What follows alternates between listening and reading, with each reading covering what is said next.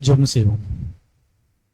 வானாதி வானங்கள் வீற்றிருந்து பூமியின் மனு மக்களை நித்தம் கண்ணோக்கி பார்த்து ஆசீர்வாதத்தோடு அன்பின் பரலோக பிதாவே, இரட்சகனை இயேசு கிறிஸ்து மூலமாக துதியும் சோத்தம் எடுக்கிறோம்ப்பா. கடந்த காலங்களிலே கண்ணினிமை பாதுகாத்து போல பாதுகாத்து எங்கள் வாழ்நாளிலே ஒரு நாளை கூட்டி கொடுத்து இன்றைய நாளிலும் கூட விசேஷ விதமாக நாங்கள் சகோதர சகோதரிகளாக முகமுகமாய் பார்க்கவும் வேதத்துள்ள மகத்துவமான காரியங்களை நாங்கள் தியானிக்கவும் கொடுத்ததான இந்த வெளியேற பெற்ற நல்ல நேரத்திற்காய் உமக்கு நன்றிகளை செலுத்துகிறோம்ப்பா.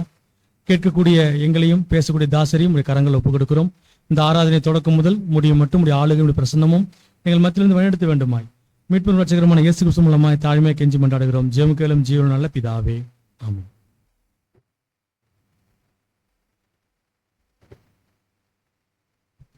ஒரு நாளைக்குரிய விசுவாச பிரமாணம் வாசிக்கும்படி சகோதரர் வசந்த் அவர்களையும் அதனைத் தொடர்ந்து காலை திருமணம் வாசிக்கும்படி சகோதரர் சிபு அவர்களையும் அழைக்கிறோம்.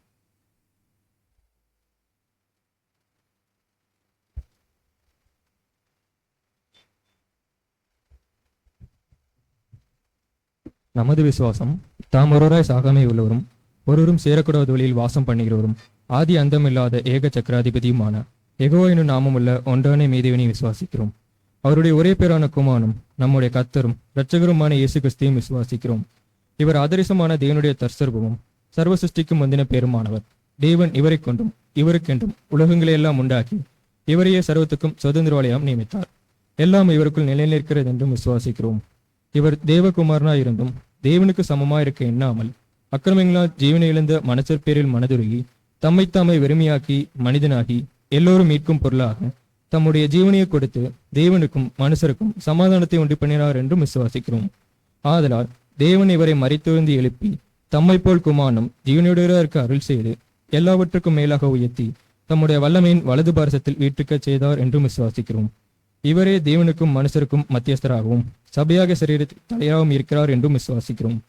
இவர் பரலோகத்திற்கு ஏறி தாம் வாக்குத்தத்தம் பண்ணின உன்னதத்திலிருந்து வரும் பலனாகிய பரிசுத்த ஆவியை விசுவாசம் இணங்கிய சபைக்கு அனலி தேவ சத்தத்தை அவர்களுக்கு வெளிப்படுத்தி பலியின் ஜீவியத்தில் அவர்களை நடத்தி வருகிறார் என்றும் விசுவாசிக்கிறோம். பிதா குறித்த காலத்தில் இவர் பலியின் மன்னத்துக்குட்பட்டு முதலாம் உயிர்த்தெழுதலையும் தம்முடைய சபையாகிய சகல பரிசுத்தவான்களோடும் இப்பூமியை நீதியா நியாயந்தீர்த்து சகல துரைத்தனத்தையும் அதிகாரத்தையும் வல்லமையும் பரிகரித்து என்றும் அழியாத தம்முடைய நீதியுள்ள அரசாட்சியை ஸ்தாபிப்பார் என்றும் விசுவாசிக்கிறோம். மரணமடைந்த மற்றவர்கள் கிறிஸ்துவின் அரசாட்சி காலத்தில் அவனவன் தன் வரிசையில் உயிர்ப்பிக்கப்பட்டு அவர் தம்முடைய மரணத்தினால் சம்பாதித்த நித்திய ஜீவனடைய வழிநடத்தப்பட்டு பூர்ணப்படுவார்கள். ஆனால் மனப்பூர்வமாய் சீர்திருந்தாதவர்கள் இரண்டாம் மரணத்திலே அளிக்கப்படுவார்கள் என்றும் விசுவாசிக்கிறோம். எல்லா சத்துருக்களையும் தமது பாதுபடியாக்கும் மட்டும் இவர் ஆளுகை செய்து கடைசி சத்ருவாகிய மரணத்தையும் பரிகரித்து எல்லாவற்றையும் முந்தின சீர் கொண்டு வந்து பிதாவே சகலத்திலும் சகலமாய் இருப்பதற்கு அவருக்கு ராஜ்யத்தை ஒப்புக் கொடுத்து அவர் கீழ்பட்டிருப்பார் என்றும் விசுவாசிக்கிறோம்.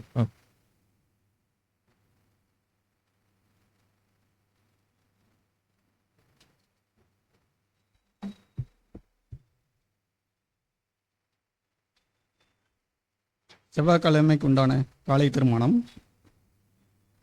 உன்னுடைய கண்களை மூடி ஒரு நிமிடம் உன்னுடைய கண்களை மூடி பாவத்தினால் இன்னும் நடைபெற்று கொண்டிருக்கும் துன்பம், சீரழிவு, விசனம் மற்றும் கவலைகள் அனைத்தையும் உன்னுடைய கண்முன் நிறுத்தி உன்னுடைய மனக்கண்களின் முன் பரிபூரணமான பூமியின் மகிமையை நிறுத்துவாயாக.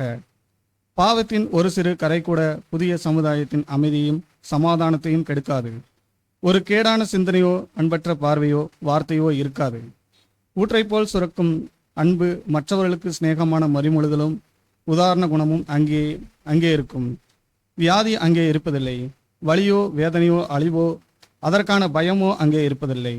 நல்ல உடல் நலம், இதுவரை கண்டிராத மனிதனுடைய பூர்ண அழகும் பரிபூர்ணமும் மனுக்குலமும், அங்கே நீடிய அன்பும் நிலைத்திருக்கும். உள்ளான பரிசுத்தமும் மனதில் நீதியின் பூர்ணமும் அங்கே காணப்பட்டு ஒவ்வொன்றும் தெளிவான நிதானத்துடனும் மகிமைப்படுத்தும். இப்படித்தான் பூமியின் சமுதாயம் இருக்கும். இப்படியாக உயிர்த்தெழுதின் வேலைகள் முடிந்த பிற்பாடு இழந்தவருடைய அழுகையும் கண்ணீரும் யாவையும் துடைக்கப்படும். ஆமீன்.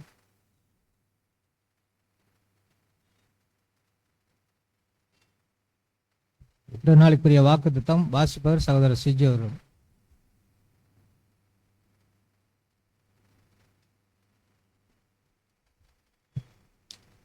இன்றைய நாளுக்குரிய மகா மேன்மையும் அருமையுமான வாக்குத்தத்தங்கள். எல்லாரும் தேவனாலே பொதிக்கப்பட்டு இருப்பார்கள். யோவான் 6ஆம் அதிகாரம் 45ஆம் வசனம். யார் ஒருவர் கர்த்தரால் தொடர்ந்து போதிக்கப்பட்டிருக்க வேண்டுமோ அவர் தொடர்ந்து கர்த்தருடைய சத்தத்தை செவி கொடுக்க வேண்டும். மேலும் அவருடைய இருதயம் தொடர்ந்து செவி சாய்க்கவும் கீழ்ப்படியும் கூடிய மனப்பான்பு இருக்க வேண்டும். சிலரிடத்தில் பிரச்சனை என்னவென்றால் அவர்கள் தங்கள் சுயசத்தத்தை இன்னும் முழுமையாக முடிவுக்கு கொண்டு வரவில்லை, அதாவது மறிக்க செய்யவில்லை, அதாவது அவர்களுடைய அர்ப்பணிப்பு முழுமையாக இல்லை. கர்த்தருடைய சத்தத்திற்கு கீழ்ப்படிய வேண்டிய என்று ஓரளவு அர்ப்பணித்திருந்தாலும் கர்த்தருடைய சித்தம் என்னவாக இருக்க வேண்டும் என்று தங்கள் சார்பில் சில எண்ணங்களில் கொண்டிருப்பார்கள். அவர்களுடைய விருப்பத்திற்கு இணங்காக கர்த்தருடைய வார்த்தை விளக்க விரும்புவார்கள். இவர்கள் தங்கள் சுயசித்தத்தையே செய்ய விரும்புவார்கள். மேலும் தங்களுடைய சுயசித்தத்திற்கு இசைவாக தங்களை வழிநடத்தும் கர்த்தருடைய சித்தத்தை கேட்க வேண்டும் என்று விரும்புவார்கள். இது மிகவும் ஆபத்தான சூழ்நிலையாகும். மேலும் இதனுடைய சுய விருப்பம் இருமாப்பும் சுய வற்புறுத்தும் தரும். இறுதியில் கிறிஸ்துவின் இலக்கை விட்டு பின்வாங்க போக செய்யும். ஆகவே தேவனுடைய பரிசுத்தமான வார்த்தைகளை கேட்கத்தக்க உத்தமமான இருதயத்தோடு தொடர்ந்து நாடுவோம் என்று நம்மால் முடிந்தவரை அவருடைய வார்த்தைகளை கீழ்ப்படியத்தக்கதாக வாஞ்சியோடு நாடுவோம் என்றும் நாம் ஒவ்வொருவரும் கர்த்தருடைய கிருபையினால் தீர்மானிப்போமாக. ஆமென்.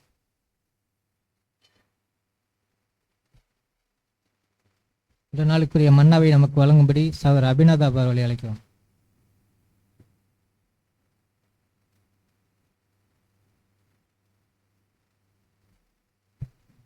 இந்நாளுக்குரிய மன்னா அக்டோபர் 5ஆம் தேதி. எபிரேயர் 12ஆம் அதிகாரம் 3ஆம் வசனம்.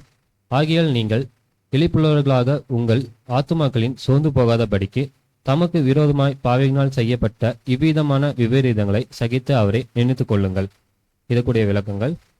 தேவனுடைய உண்மையான பிள்ளைகள் எவ்வளவு பேர் சோதனையில் களைப்படைந்து சோர்ந்து விசுவாசத்தில் பின்தங்கி தம்முடைய பரிசை இழந்து போக கூடியவர்களாக இருக்கின்றனர். இவர்கள் தங்கள் இரட்சகரையும் அவர் அனுப்பிவித்த பாடுகளையும் நினைக்க வேண்டும். இருளிலே பிரகாசித்த அந்த ஒளியை அக்காலத்தில் அநேகர் அறியாத போல இக்காலத்திலும் அறியார்கள். நீதி நிமித்தம் அவர் எவ்வளவாய் பாடுகளை அனுபவித்து தம்மை மரணத்துக்கு ஒப்பு கொடுத்தார் என்பதை நம்முடைய சோதனையிலும் கஷ்டத்திலும் நாம் நினைக்கும் போது உண்மையாகவே பலப்படுத்தப்பட்ட உண்மையுள்ள போர் வீரர்களாக இருக்க செய்யும். இதுக்குரிய ஆதார வசனம் மத்தேயு 10ஆம் அதிகாரம் 21 முதல் 28 வரை. மத்தேயு 10ஆம் அதிகாரம் 21ஆம் வசனம் முதல். சகோதரன் தன் சகோதரனையும் தகப்பன் தன் பிள்ளையையும் மரணத்துக்கு ஒப்பு கொடுப்பார்கள். பெற்றோருக்கு விரோதமாய் பிள்ளைகள் எழும்பி அவர்களை கொலை செய்வார்கள். என் நாமத்தின் நிமித்தம் நீங்கள் எல்லாராலும் பயக்கப்படுவீர்கள். முடிவு பரியந்தம் நிலைத்திருப்பவனே ரட்சிக்கப்படுவான். ஒரு பட்டணத்தில் உங்களை துன்பப்படுத்தினால் மறு பட்டணத்துக்கு ஓடி போங்கள். மனுஷகுமாரன் வருவதற்குள்ளாக நீங்கள் இஸ்ரேல் பட்டணங்களை எல்லாம் சுற்றி முடியாது என்று மெய்யாகவே உங்களுக்கு சொல்லுகிறேன். சீஷன் தன் போதகனிலும் வேலைக்காரன் தன் எஜமானிலும் மேற்பட்டவன் அல்ல. சீஷன் தன் போதகனைப் போலவும் வேலைக்காரன் தன் எஜமானைப் போலவும் இருப்பது போதும்.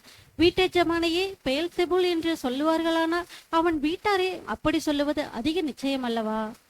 அவர்களுக்கு பயப்படாதிருங்கள்.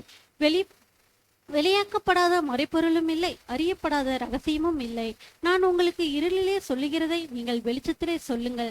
காதிலே கேட்கிறதை நீங்கள் வீடுகளின் மேல் பிரசித்தம் பண்ணுங்கள். ஆத்துமாவை கொல்ல வல்லவர்களாயிராமல் சரீரத்தை மாத்திரம் கொல்லுகிறவர்களும் நீங்கள் பயப்பட வேண்டாம். ஆத்துமாவையும் சரீரத்தையும் நரகத்திலே அழிக்க வல்லவருக்கே பயப்படுங்கள். தேவன் தாமே இந்த மன்னாவை ஆசீர்வதிப்பாராக.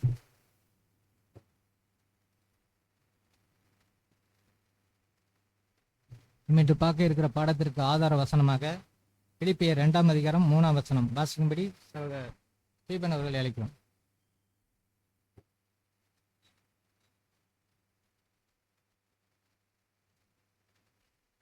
இன்றைய நாளுக்குரிய ஆதார வசனம் பிலிப்பியர் 2ஆம் அதிகாரம் 3ஆம் வசனம்.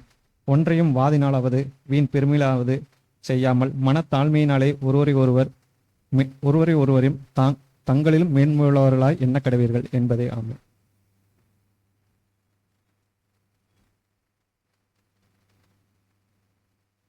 நம்ம இன்று பார்க்க இருக்கிற பாடத்தினுடைய தலைப்பு நீங்கள் யாராக இருக்க விரும்புகிறீர்கள் என்ற தலைப்பின் கீழாக நமக்கு தூது கொடுக்கும்படி சத்தியமங்கலத்தில் வந்திருக்க அன்பு சகோதரர் ரவி அவர்களை சபையின் சார்பாக அழைக்கிறோம்.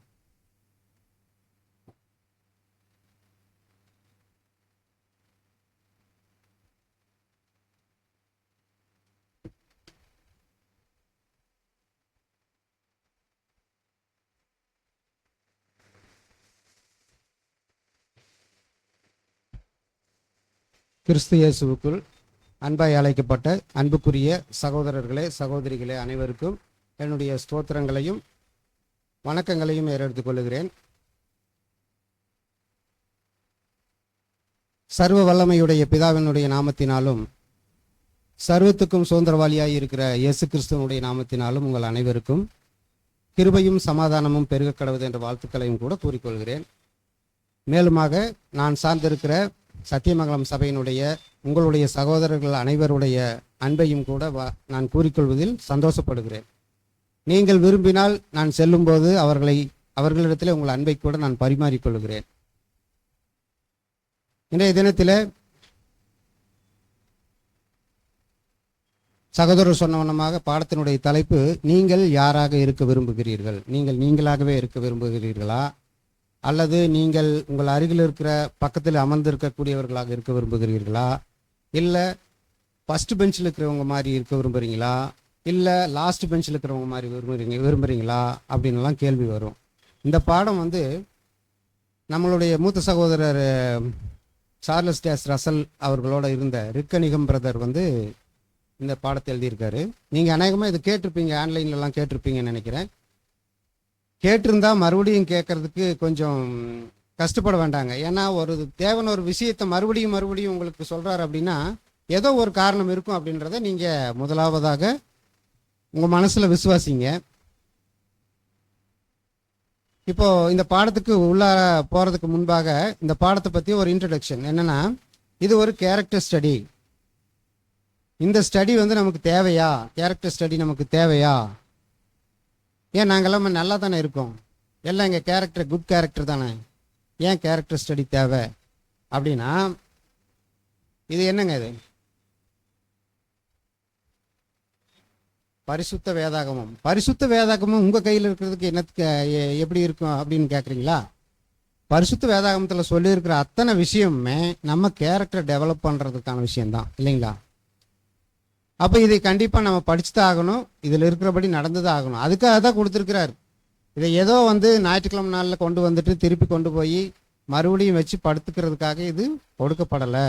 அதுக்காக தான் நம்ம வேதமானவர்களாகவும் அழைக்கப்பட்டு இருக்கிறோம், இல்லைங்களா? இப்போ திருப்பூர் சபையில் இருக்கக்கூடிய சகோதர சகோதரிகள் அனைவருக்கும் உங்களை நான் பார்க்குறதுல பெருமையாக இருக்குது, சந்தோஷமாக இருக்குது. ஏன்னா நீங்கள் அதிகமாக பார்த்துருக்கிறதுக்கு வாய்ப்பு இல்லை. ஏன்னா புதுசாக சப்ஜெக்ட் பேசக்கூடிய சகோதரனாக இருக்கிறதுனால. இப்போ நான் என்ன நினைக்கிறேன்னா, இப்போ சில கேள்விகள் உங்களுக்கு இடையில நான் கேட்குறேன். அந்த கேள்விகளை ஏன் கேட்குறேன்னா, புதுசாக பாடம் எடுக்கக்கூடிய நான் பேசுறது உங்களுக்கு சிலருக்கு இந்த இந்த ஸ்லாங் உங்களுக்கு ஒரு மாதிரி இருந்தது, தூக்கம் வர மாதிரி இருக்குது. அப்படிங்கும்போது நீங்கள் தூங்காமல் இருக்கிறதுக்கு நான் கேள்வி கேட்குறேன். அதே போல் உங்களுக்கு நீங்கள் என்னடா இவர் இப்படி எடுக்கிறாருன்னு சொல்லி ஒருத்தருக்கு ஒருத்தர் முறுமுறுக்காமல் இருக்கிறதுக்காகவும் சில கேள்விகள் நம்ம அப்பப்போ டிஸ்கஷன் பண்ணிக்கலாம். இப்போ இந்த ஃபஸ்ட்டு ஒரு கேள்வி கேட்குறேன். ஆண்டவராகிய இயேசு கிறிஸ்து நம்மளிலிருந்து எப்படி வேறுபடுகிறார்? எந்த விதத்தில் நமக்கும் அவருக்கும் வேறுபாடு இருக்குது இப்போ நான் ஒரு கிறிஸ்தவன், நீங்கள் ஒரு கிறிஸ்தவர்கள், நீங்கள் ஒரு கிறிஸ்தவர்கள் அப்படின்னு சொல்லும்போது அவன், அவள், அவர் அப்படிங்கிறது மட்டும் நம்மகிட்ட இருக்குது. அந்த கிறிஸ்துங்கிறது எங்க இருக்குது நம்மகிட்ட அப்படின்னு ஒரு சின்ன கேள்வி கேட்குறேன். சொல்லுங்க, நமக்கும் அவருக்கு என்ன வேறுபாடு? எந்த விஷயங்கள்ல வேறுபாடு இருக்கு? கிறிஸ்தவர், கிறிஸ்தவள் அப்படின்னா நமக்கும் கிறிஸ்தவர்களுக்கும் எந்த விதத்துல கிறிஸ்துவுக்கும் நமக்கு எந்த விதத்துல வேறுபாடு இருக்கு அப்படிங்கிறத பத்தி நம்ம தெரிஞ்சுக்கிறதுக்காக தான் இந்த கேரக்டர் ஸ்டடி, இல்லைங்களா? எல்லா விதத்திலையும் இப்போ நம்ம வந்து கிறிஸ்தவர் அப்படின்னு சொல்றதுக்கு தகுதி வேணும்னா நம்ம என்னத்தை வளர்த்துக்கணும்னா கேரக்டர் வளர்த்துக்கணும், இல்லைங்களா?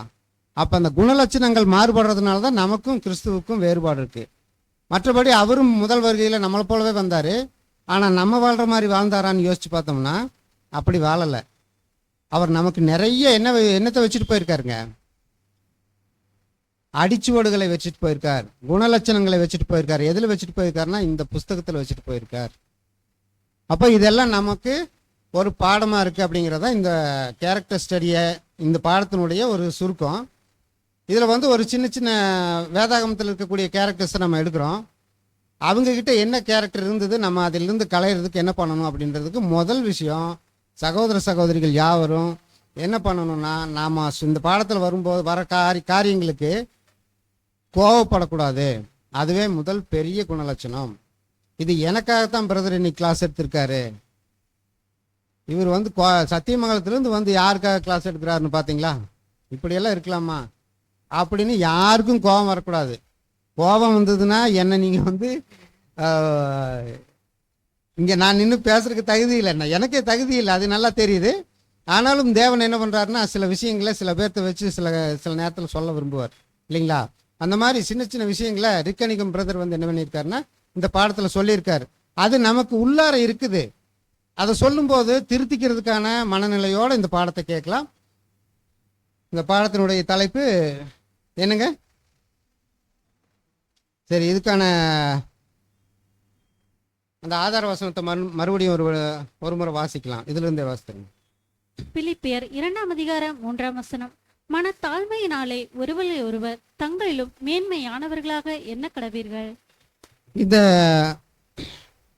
ஆதார வசனம் வந்து இப்போதைக்கு நமக்கு ஆப்ட் ஆகாத மாதிரி தெரியும். பாடம் முடிஞ்சதுக்கு அப்புறம் இதே ஆதார வசனம் எப்படி ஆப்ட் ஆகுதுன்னு பார்க்கலாம்.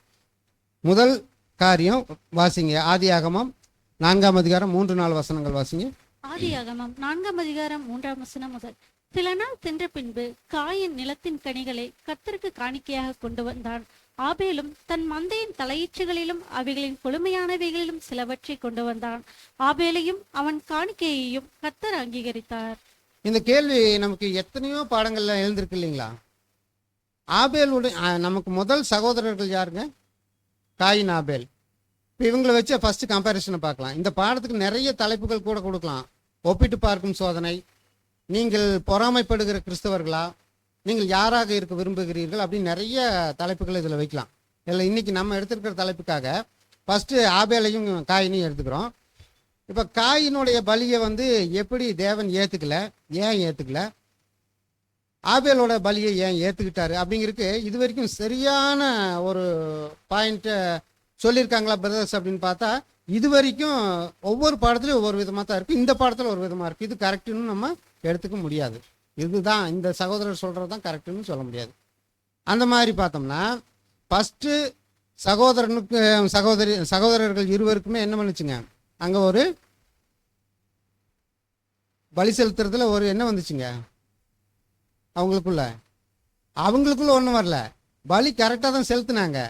ஆனால் தேவன் யாரை ஏற்றுக்கிட்டாரு யாரை ஏற்றுக்கலங்கும் போது என்ன விஷயம் அங்கே வெளிப்படுதுன்னா, யாருக்கு இப்போ கோபம் வருது? அடுத்த வசனம் கூட வாசிங்க. 5ஆம் வசனம். காயினையும் அவன் காணிக்கையும் அவர் அங்கீகரிக்கவில்லை. அப்பொழுது காயினுக்கு மிகவும் எரிச்சல் உண்டாகி அவன் முகநாடி வேறுபட்டது. இப்போ காயின்ட்டு ஒரு கெட்ட குணலட்சணம் ஃபஸ்ட்டு உருவாகுது. என்ன குணலட்சணம்? எரிச்சல் வருது. இப்போ எரிச்சல்ன்றது அப்படி வரும்போது அதுக்கு எரிச்சல் வந்துட்டாலே என்ன ஆகும்னு அடுத்தது யார் மேலே எரிச்சல் வருதோ அவங்க மேலே பொறாமை வரும். பொறாமை வந்ததுன்னா அடுத்தது என்ன பண்ணுங்க, கோபம் அதிகம் உச்சத்துக்கு போகும். கோபம் அதிகமாகும் போது என்ன பண்ணுங்க, ஏதோ ஒன்று பண்ணிடலாம், இது என்ன பெரிய விஷயம் அப்படின்னு சொல்லி ஒரு துணிச்சல் வரும். அந்த மீறுதல் அங்கே வந்து சேர்ந்துடும். இப்போ அப்படி தான் என்ன ஆகுதுன்னு பாருங்க, வாசிங்க ஆதியாகமம் 4:8. ஆதியாகமம் 4:8. காயின் தன் சகோதரனாகிய ஆபேலோடே பேசினான். அவர்கள் வயல்வெளியில் இருக்கும் சமயத்தில் காயின் தன் சகோதரனாகிய ஆபேலுக்கு விரோதமாய் எழும்பி அவனை கொலை செய்தான். பாருங்க, ஒரு சின்ன விஷயம். இப்போ பலி செலுத்த போனாங்க 2 பேரும். ஆனால் பலியை ஏற்றுக்கிட்டதும் ஏற்றுக்காம இருந்ததும் யாரோட தப்பு? தேவனோட விஷயம். தேவன் தான் ஏற்றுக்கிட்டாரு அவரோடத. இவர் காயின் வந்து கோவப்படுறதா இருந்தால் ஆக்சுவலாக யார் மேலே கோவப்படணுங்க? யார் மேலே கோவப்படணுங்க? தேவன் மேலே கோவப்படணும். அப்படி இல்லைன்னா என்ன நல்ல விதமான ஒரு கேரக்டர் இருந்திருந்ததுன்னா தன்னுடைய தம்பிக்கிட்ட என்ன பண்ணியிருக்கணும்? இவர் வந்து நல்லபடியாக விசாரிச்சிருக்கணும். தம்பி, நீ எனக்கு அப்புறம் பிறந்த, ஆனால் எப்படி நீ வந்து கொடுக்குற பலியை தேவன் ஏற்றுக்கிற மாதிரி நீ எப்படி கொடுத்த அப்படின்னு கேட்குறதான ஒரு நியாயம். ஆனால் தம்பிக்கிட்டையும் கேட்கல, தேவன்கிட்டையும் என்ன கோவிச்சுக்கிறாரு. தேவன் மேலேயும் தேவன்கிட்டையும் நேரடியாக பேசுறதுக்கு இவருக்கு தைரியம் இல்லை. அதனால அவர் எரிச்சல் அடைகிறாரு, கோபம் அடைகிறாரு. உடனே என்ன பண்ணிடுறாரு? தன்னுடைய தம்பியை கொலை செஞ்சிடறாரு. இப்போ இந்த இடத்துல அவர் இடத்துல வந்த விஷயம் என்னன்னு கேட்டிங்கன்னா பொறாமை இல்லைங்களா? பொறாமை. என்ன இப்போ என்னாச்சுன்னா, ஏன் எனக்கு பின்னால் பிறந்த ஒரு பையன் வந்து கொடுக்குற பலியை தேவன் ஏற்றுக்கிட்டாரு, அப்போ நான் கொடுத்த பலி என்ன சும்மாவா? நான் நல்ல இதில் தானே கொடுத்தேன் அப்படின்னு அவர் யோசிக்கிறாரு. ஆனால் இந்த இடத்துல தேவன் வந்து ஏற்றுக்கிறது எதனால் அப்படின்னா பலியே அல்ல. அவர் சொல்கிறார் இல்லைங்களா, உங்களுடைய பலியை எனக்கு தேவையில்லைங்கிறார். இது எல்லாமே என்னுடையதுங்கிறார். இந்த உலகமே என்னுடையது, இதில் இருக்க அத்தனையும் என்னோடது. உங்களுடைய பலி எனக்கு தேவையில்லை. ஆனால் நீங்கள் கொடுக்கணும்னு நினைக்கிறத உங்களுடைய மனதில் பூரணமாக பரிபூர்ணமாக எனக்காக உங்கள் மனசை ஒப்பு கொடுக்குறீங்க இல்லையா, அந்த பலி தான் எனக்கு ரொம்ப முக்கியம். அதனால் ஆபேல் வந்து அப்படியான ஒரு மனநிலையில் எனக்கு பலி கொடுத்தாரு. அதனால் அந்த பலியை நான் ஏற்றுக்கிட்டேன்னு அவர் புரிஞ்சுக்கிறாரு. ஆனால் இப்போ இந்த இடத்துல என்னன்னு கேட்டால், அந்த பொறாமைக்கு 2 விஷயத்த ரிக்கனிகம் பிரதர் வந்து மென்ஷன் பண்ணுறாரு. ஒன்று, காயினுக்கு வந்து என்ன தோணி இருக்கணும்னா, என் தம்பிக்கிட்ட இருக்கிற ஏதோ ஒன்று என்கிட்ட இல்லையே. இப்போ என் தம்பிக்கிட்ட இருக்கிறது என்ன? அது என்கிட்ட இல்லையே. முதல்ல அதன் மேல் அவர் ஏற்படுத்துகிற ஆசை, அவருக்கு வர்ற ஆசை என்ன இருந்தது அவர் ஏற்றுக்கிற அளவுக்கு, அது என்கிட்ட இல்லையே அப்படிங்கிற ஒரு தாழ்வு மனப்பான்மை வருது. இப்போ பாருங்க, இந்த நிகழ்வில் நம்ம புது சிருஷ்டிகளாகி நமக்கு ஏதாவது இருக்கா அப்படின்னு பார்த்தா, நம்ம இதெல்லாம் கடந்து தான் போய் ஆகணும். இது ஒவ்வொரு மனுஷர் இடத்துலும் இருக்கு இல்லைங்களா? இப்போ ரிக்கனிகம் பிரதர் இப்போ சொல்றாரு, இதை 2 விதத்தில் சொல்லலாங்கிறாரு. ஒன்று வந்து என்வி அப்படிங்கிறது. என்வினா என்னன்னா, when you want what someone else has. அடுத்தது ஜெலசி அப்படிங்கிறார். இது வந்து when you are worried someone will take what you have. அதாவது இந்த என்விங்கிறது தான் விரும்புவது மற்றவர்களிடம் உள்ளதே என பொறாமைப்படுதல். நான் உன்னை விரும்புகிறேன், அது வேற ஒரு சகோதரன் இடத்துல இருக்குது, என்கிட்ட எனக்கு கிடைக்கல. அது இப்போ நான் விரும்புறது சகோதரர் இடத்த அவர்கிட்ட நிறைய இருக்குது, நான் விரும்புறது என்கிட்ட இல்லை, அவர்கிட்ட நிறைய இருக்குது. சும்மா உதாரணத்துக்கு லிட்டரலாக பணத்தவே எடுத்துக்கங்களேன். நான் வந்து எவ்வளோதான் உழைச்சாலும் பணம் என்கிட்ட இல்லை. ஆனால் என்னுடைய சகோதரன் கொஞ்சமாக உழைக்கிறாரு, ஆனால் நிறைவாக இருக்கிறாரு, நிறைய பணம் வச்சுருக்கிறாரு. அப்படிங்கும்போது எனக்கு என்ன வரும்னா, என்கிட்ட இல்லையே அப்படிங்கிறதுனால என்கிட்ட என்ன வருதுன்னா அந்த என்வி வருது. அதுக்கு அவர் கொடுக்குற டெஃபினிஷன் என்னென்னா, தான் விரும்புவது மற்றவர்களிடம் உள்ளதே என பொறாமைப்படுறார், படுறது தான். அடுத்து ஜெலசி அப்படின்னா என்னென்னா, தன்னிடம் உள்ளதை பிறரிடம் இழந்து விடுவோமோ என்று பொறாமைப்படுதல். இப்போ எனக்கு சொந்தமான ஒன்று இருக்குது, இதை நான் ரொம்ப பாதுகாப்பாக வச்சுட்டு இருக்கிறேன், இது எங்கே யாராவது எடுத்துக்குவாங்களோ, எங்கிட்ட இருந்து எடுத்துக்குவாங்களோ. ஒன்றும் இல்லை, லிட்டரலாக எடுத்துக்கங்களேன். நம்ம சபையில் வந்து ஒருத்தருக்கு ஒரு டீக்கன் பதவி இருக்கு, பொறுப்பு இருக்குது. அந்த பொறுப்பில் அவர் வந்து கொஞ்சம் சோர்வாக இருக்கிறார். அதை விட இன்னொருத்தர் கூட இருக்கிறவர் நல்லா செய்கிறாருன்னு வச்சுக்கோங்களேன். அப்போது அந்த டீக்கனுக்கு என்ன தோணுது அப்படின்னா, இவர் கொஞ்சம் நல்லா இன்வால்மெண்ட்டோடு இருக்கார், அடுத்த முறை எலெக்ஷனில் வந்துருவாரோ, டீக்கனாக வந்துருவாரோ அப்படின்னு. அதாவது தன்னிடம் உள்ளதை பிறரிடம் இழந்து விடுவோமோ அப்படிங்கிறது. நல்ல ஊழியம் செஞ்சுட்டு இருக்கிற ஒரு சகோதரர் வந்து அதை விட நல்லா ஊழியம் செய்கிற இன்னொரு சகோதரருக்கு இந்த வாய்ப்பு போயிருமோன்னு சொல்லி நினைக்கக்கூடிய ஒரு விஷயம் இல்லைங்களா? இதைத்தான் அவர் டெஃபினிஷனாக சொல்றார். ஜெலசிக்கும் என்விக்கும் இருக்குது. இந்த ரெண்டுமே நம்மகிட்ட இருக்குன்னு அவர் சொல்றார். ஒவ்வொரு சகோதரர்கிட்டையும் சகோதரிகிட்டையும் இது ரெண்டுமே இருக்குதுங்கிறாங்க. அந்த விஷயம்தான் இந்த இந்த டெஃபினிஷன். இப்போ இந்த ரெண்டும் இருக்குதுங்கிறாரு. இந்த ரெண்டுல யாருக்கு தாயின் இடத்துல என்ன இருந்ததுங்க? தாங்கிட்ட இல்லாதது தன்னுடைய சகோதரனிடத்துல இருந்தது அப்படின்றத நினைக்கிறாங்க. இப்போ இதில் நம்ம லிட்டரலாக நமக்கு ஏதாவது பாடம் இருக்கா அப்படின்னு பார்த்தா சபையில் எடுத்துக்கோங்க. இந்த எக்லீஷியாவில் மூத்த நம்மெல்லாம் அவங்களும் பலி செலுத்த தான் போயிருக்காங்க. இப்போ நாம் எதுக்கு வந்திருக்கிறோம்? ஜீவபலியாக நம்மளை செலுத்துறதுக்காக வந்திருக்கிறோம். இப்போ ஜீவபலியாக செலுத்த வந்த நம்மக்கிட்ட எல்லார் இடத்திலும் ஒரு எண்ணத்தோடு வந்திருக்கோம். நம்மக்கிட்டலாம் புது சிருஷ்டி இருக்குது, நம்ம எல்லாரும் அழைக்கப்பட்டிருக்கிறோம், நம்ம ஜீவபலி செலுத்தணும்னு வந்திருக்கிறோம். இப்போ ஜீவபலி செலுத்துறதுல என்ன வித்தியாசம்னா, ஒரு மூத்த சகோதரரை விட இளைய சகோதரர், எக்லீசியாவில் இருக்கிற இளைய சகோதரர்கள் நல்லா தேறிட்டு வர்றாங்கன்னு வச்சுக்கோங்க. புது சிருஷ்டியினுடைய வளர்ச்சி அவங்ககிட்ட ரொம்ப அருமையாக இருக்குது. அதை பார்க்குற மூத்த சகோதரர்களுக்கு என்ன இருக்கணுங்க? காயின் போல எண்ணம் இருக்கணுமா? ரொம்ப அமைதி, பின்ட்ராப் சைலண்ட்டுமாங்களே. சூப்பராக அமைதியாக இருக்கிறீங்க, பரவாயில்ல, ரொம்ப நல்லா கவனிக்கிறீங்க இல்லைங்களா? என்ன இருக்கணும் அப்படின்னா நீங்கள் பதில் சொல்லணும். ஏன்னா நான் எடுக்கிறவன் நான் என்ன நினச்சிக்குவேன், எனக்குள்ள ஒரு பெருமை இருக்கும். ஓ, திருப்பூர் சபையில் போய் அருமையாக கிளாஸ் எடுத்துட்டேன் நான் அப்படிங்கிற ஒரு மேட்டிமை எனக்குள்ளே இருக்கும். அதை களையணும்னா நீங்கள் உங்ககிட்ட இருந்து பதில் வந்தால் தான் எனக்கு களையும். ஐயோ, இங்கே சகோதரர் சகோதரிகள் எப்படி இருக்காங்க, பக்காவாக இருக்காங்க அப்படின்னு சொல்லி நான் நினச்சிக்கிட்டு என்ன தாழ்த்திக்கு வைங்க. இல்லைன்னா எனக்குள்ளே இங்கே என்ன வரும்னா மிகப்பெரிய ஒரு மேட்டிமை வரும் இல்லைங்களா? அது வரக்கூடாதுன்னா நீங்கள் பேசணும். அப்போ இப்போ இருக்கக்கூடிய மூப்பர்கள் இடத்துலையும் மூத்த சகோதரர்களுக்கு என்ன இருக்கணுங்க? எந்த எண்ணம் இருக்கணும்? இளைய சகோதரர்களை ஊக்குவிக்கக்கூடிய எண்ணம் இருக்கணும். பின்னால் இருந்து புஷ் பண்ணணும். நீ சப்ஜெக்டடு, நீ இதை செய்ய, நீ அதை செய்ய, அங்கே போய் 4 பேர்த்த பாரு, அவங்கள சத்தியத்துக்குள்ளே கொண்டு வா. உன்னோட நாவில் சத்தியம் தான் வரணும், வேற எதுவும் வரக்கூடாது. சகோதரிகளை பார்க்குறீங்களா? சகோதர சகோதரிகளெல்லாம் எப்படி இருக்கணும்? சகோதர சகோதரிகளாகவே தான் இருக்கணும். மாற்று எண்ணங்கள் எந்த சகோதரத்திலும் சகோதரி இடத்திலும் வரக்கூடாது. அப்படி இருந்து ஓடுறாங்கன்னு தெரிஞ்சதுன்னா அங்கே இருக்கக்கூடிய மூத்த சகோதரர்கள் என்ன பண்ணணுங்க? புஷ் பண்ணணும், அவங்கள என்கரேஜ் பண்ணணும்.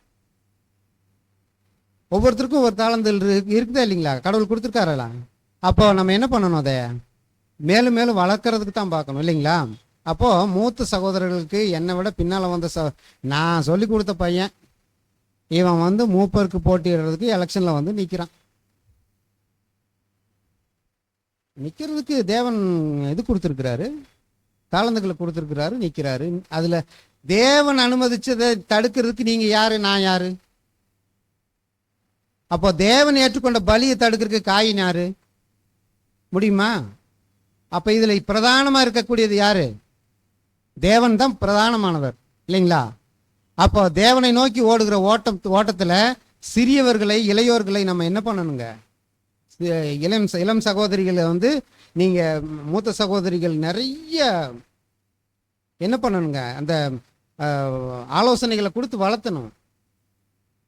நிறைய பாடல்கள் கொயரில் நல்லா பாடுறீங்களா? இன்னும் உங்கள் குரல் நல்லா இருக்கு, தேவனுக்காக உங்கள் குரலை நீங்கள் கொடுங்க, நல்லா பாடுங்க அப்படின்னு சொல்லி. அதே மாதிரி வாசிக்கிறதுல நல்லா இருக்கிறவங்கள மாற்றி மாற்றி வாசிக்கிறது கொடுக்கணும். சகோதரர்கள் அதே மாதிரி இன்னைக்கு இங்கே கிளாஸ் எடுக்கிறதுக்கு இப்போ டிஸ்கஷன் கிளாஸ் முடிஞ்சோன்னு இங்கே ஒரு கிளாஸ் எடுங்க, நீங்கள் நம்ம பார்க்கலாம், எப்படி எடுக்கிறீங்கன்னு பார்க்கலாம் அப்படின்னு சொல்லி இருக்கிற சகோதரர்கள் அத்தனை பேர்த்தையும் நீங்கள் கிளாஸ் எடுக்கிற கூடணும் இல்லைங்களா? அந்த பக்குவம் வந்துட்டா தானே நான் காயின் இல்லை ஆபேல் அப்படின்னு சொல்ல முடியும். இல்லைன்னா நான் யாருங்க?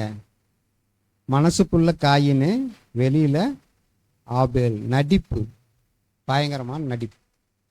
இது பொதுவாக எல்லாத்துக்கிட்டையும் இருக்கிறத சொல்கிறேன். எங்கிட்ட கூட இருக்குது. நீங்கள் ஐயோ சகோதரர் அதைத்தான் சொன்னாங்க, யாரும் கோவப்படக்கூடாது, உங்கள் கோவத்தெல்லாம் தள்ளி வச்சிடணும், இது எனக்காகத்தான் சொல்கிறாருன்னு சொல்லக்கூடாது இல்லைங்களா? கேரக்டர் ஸ்டடி இப்படித்தான் இருக்கும். சரி, அடுத்தது ஒரு ஒப்பீடுக்குள்ளே போகலாம் பாருங்க. எரேமியா, எசேக்கியேல், தானியேல் இவங்க 3 பேரும் சமகாலத்தினுடைய தீர்க்கதரிசிகள், சமகாலத்தில் வாழ்ந்த தீர்க்கதரிசிகள்.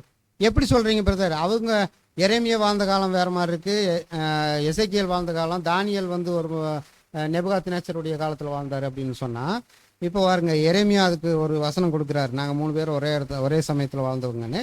படிங்க. எரேமியா 1:3. எரேமியா 1:3. அப்புறம் யோசியாவின் குமாரனாகிய யோயாக்கீம் என்கிற யூதாவுடைய ராஜாவின் நாட்களிலும் யோசியாவின் குமாரனாகிய சிதேக்கியா என்கிற யூதாவுடைய ராஜாவின் 11ஆம் வருஷத்தின் முடிவு மட்டுமாகவும் எருசலேம் ஊரார் 5ஆம் மாதத்தில் சிறைப்பட்டு போகும் வரைக்கும் கர்த்தருடைய வார்த்தை அவனுக்கு உண்டாயிற்று. இப்போ பாருங்க, இவங்க 3 பேரும் ஒன்னா தான் இருந்தாங்கன்னா எதை வச்சு சொல்றாங்கன்னா, யூதாவை ஆட்சி செய்கிற யோயாக்கீம்னுங்க ஒரு ராஜா இருக்காரு.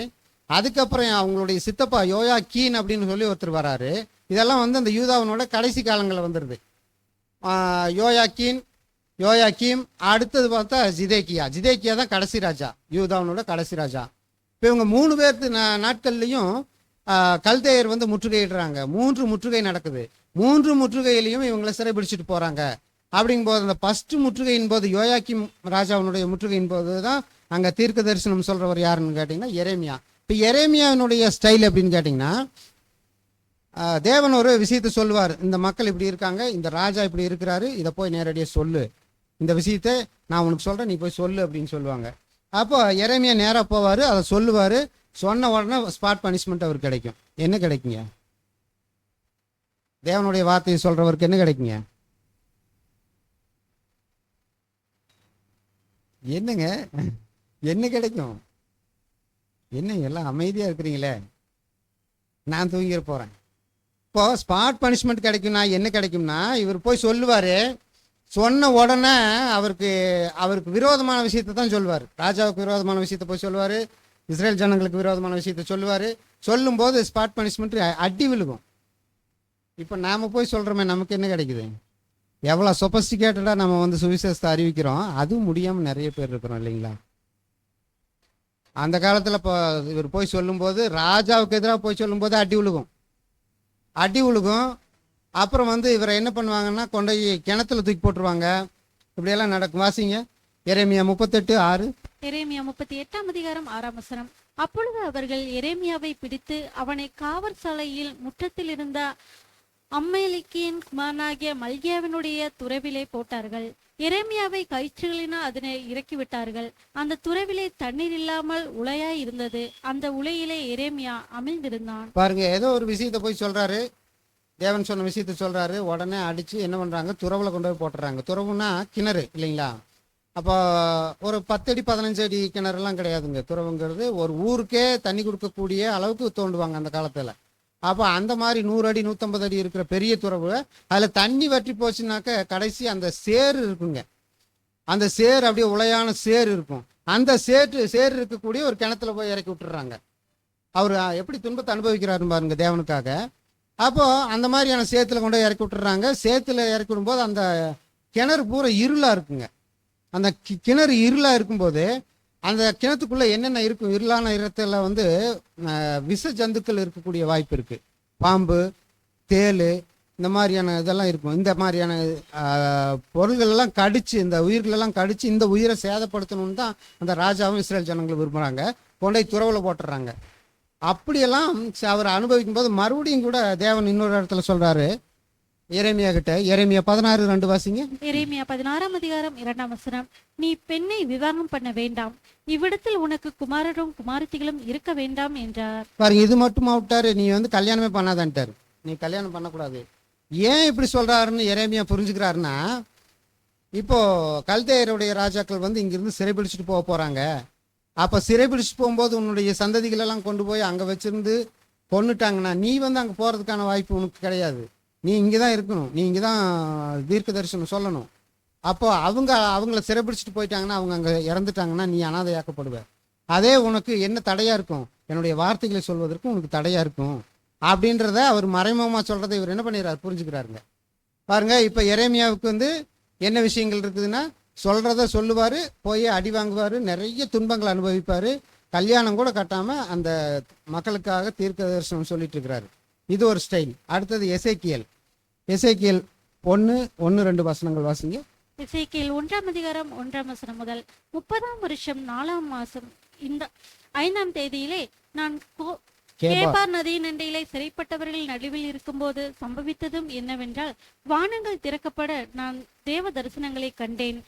அது யோயாக்கிமின் ராஜாவினுடைய சிறையிருப்பின் 5ஆம் வருஷமாய் இருந்தது. பாருங்க, இப்போ அவர் சொல்றாரு பாருங்க, அந்த யோயாக்கிம் ராஜாவனுடைய சிறையிருப்புல தான் இருக்கும்போது எசேக்கியேலும் அங்கே இருக்கார் பாருங்க. இப்போ எசேக்கியேல் அதைத்தான் சொல்றாரு. அடுத்த வசனம் கூட வாசிங்க. எசேக்கியேல் 4:4-5. 4ஆம் வசனம். நீ உன் இடது பக்கமாய் ஒரு கழித்து படுத்து அதன் மேல் இஸ்ரவேல் வம்சத்தாரின் அக்கிரமத்தை சுமந்து கொள். நீ அந்த பக்கமாய் ஒரு கழித்திருக்கும் நாட்களில் லக்கத்தின்படியே அவர்களுடைய அக்கிரமத்தை சுமப்பாய். அவர்களுடைய அக்கிரமத்தின் வருஷங்களை உனக்கு நாட்கணக்காய் என்ன கட்டளையிட்டேன்.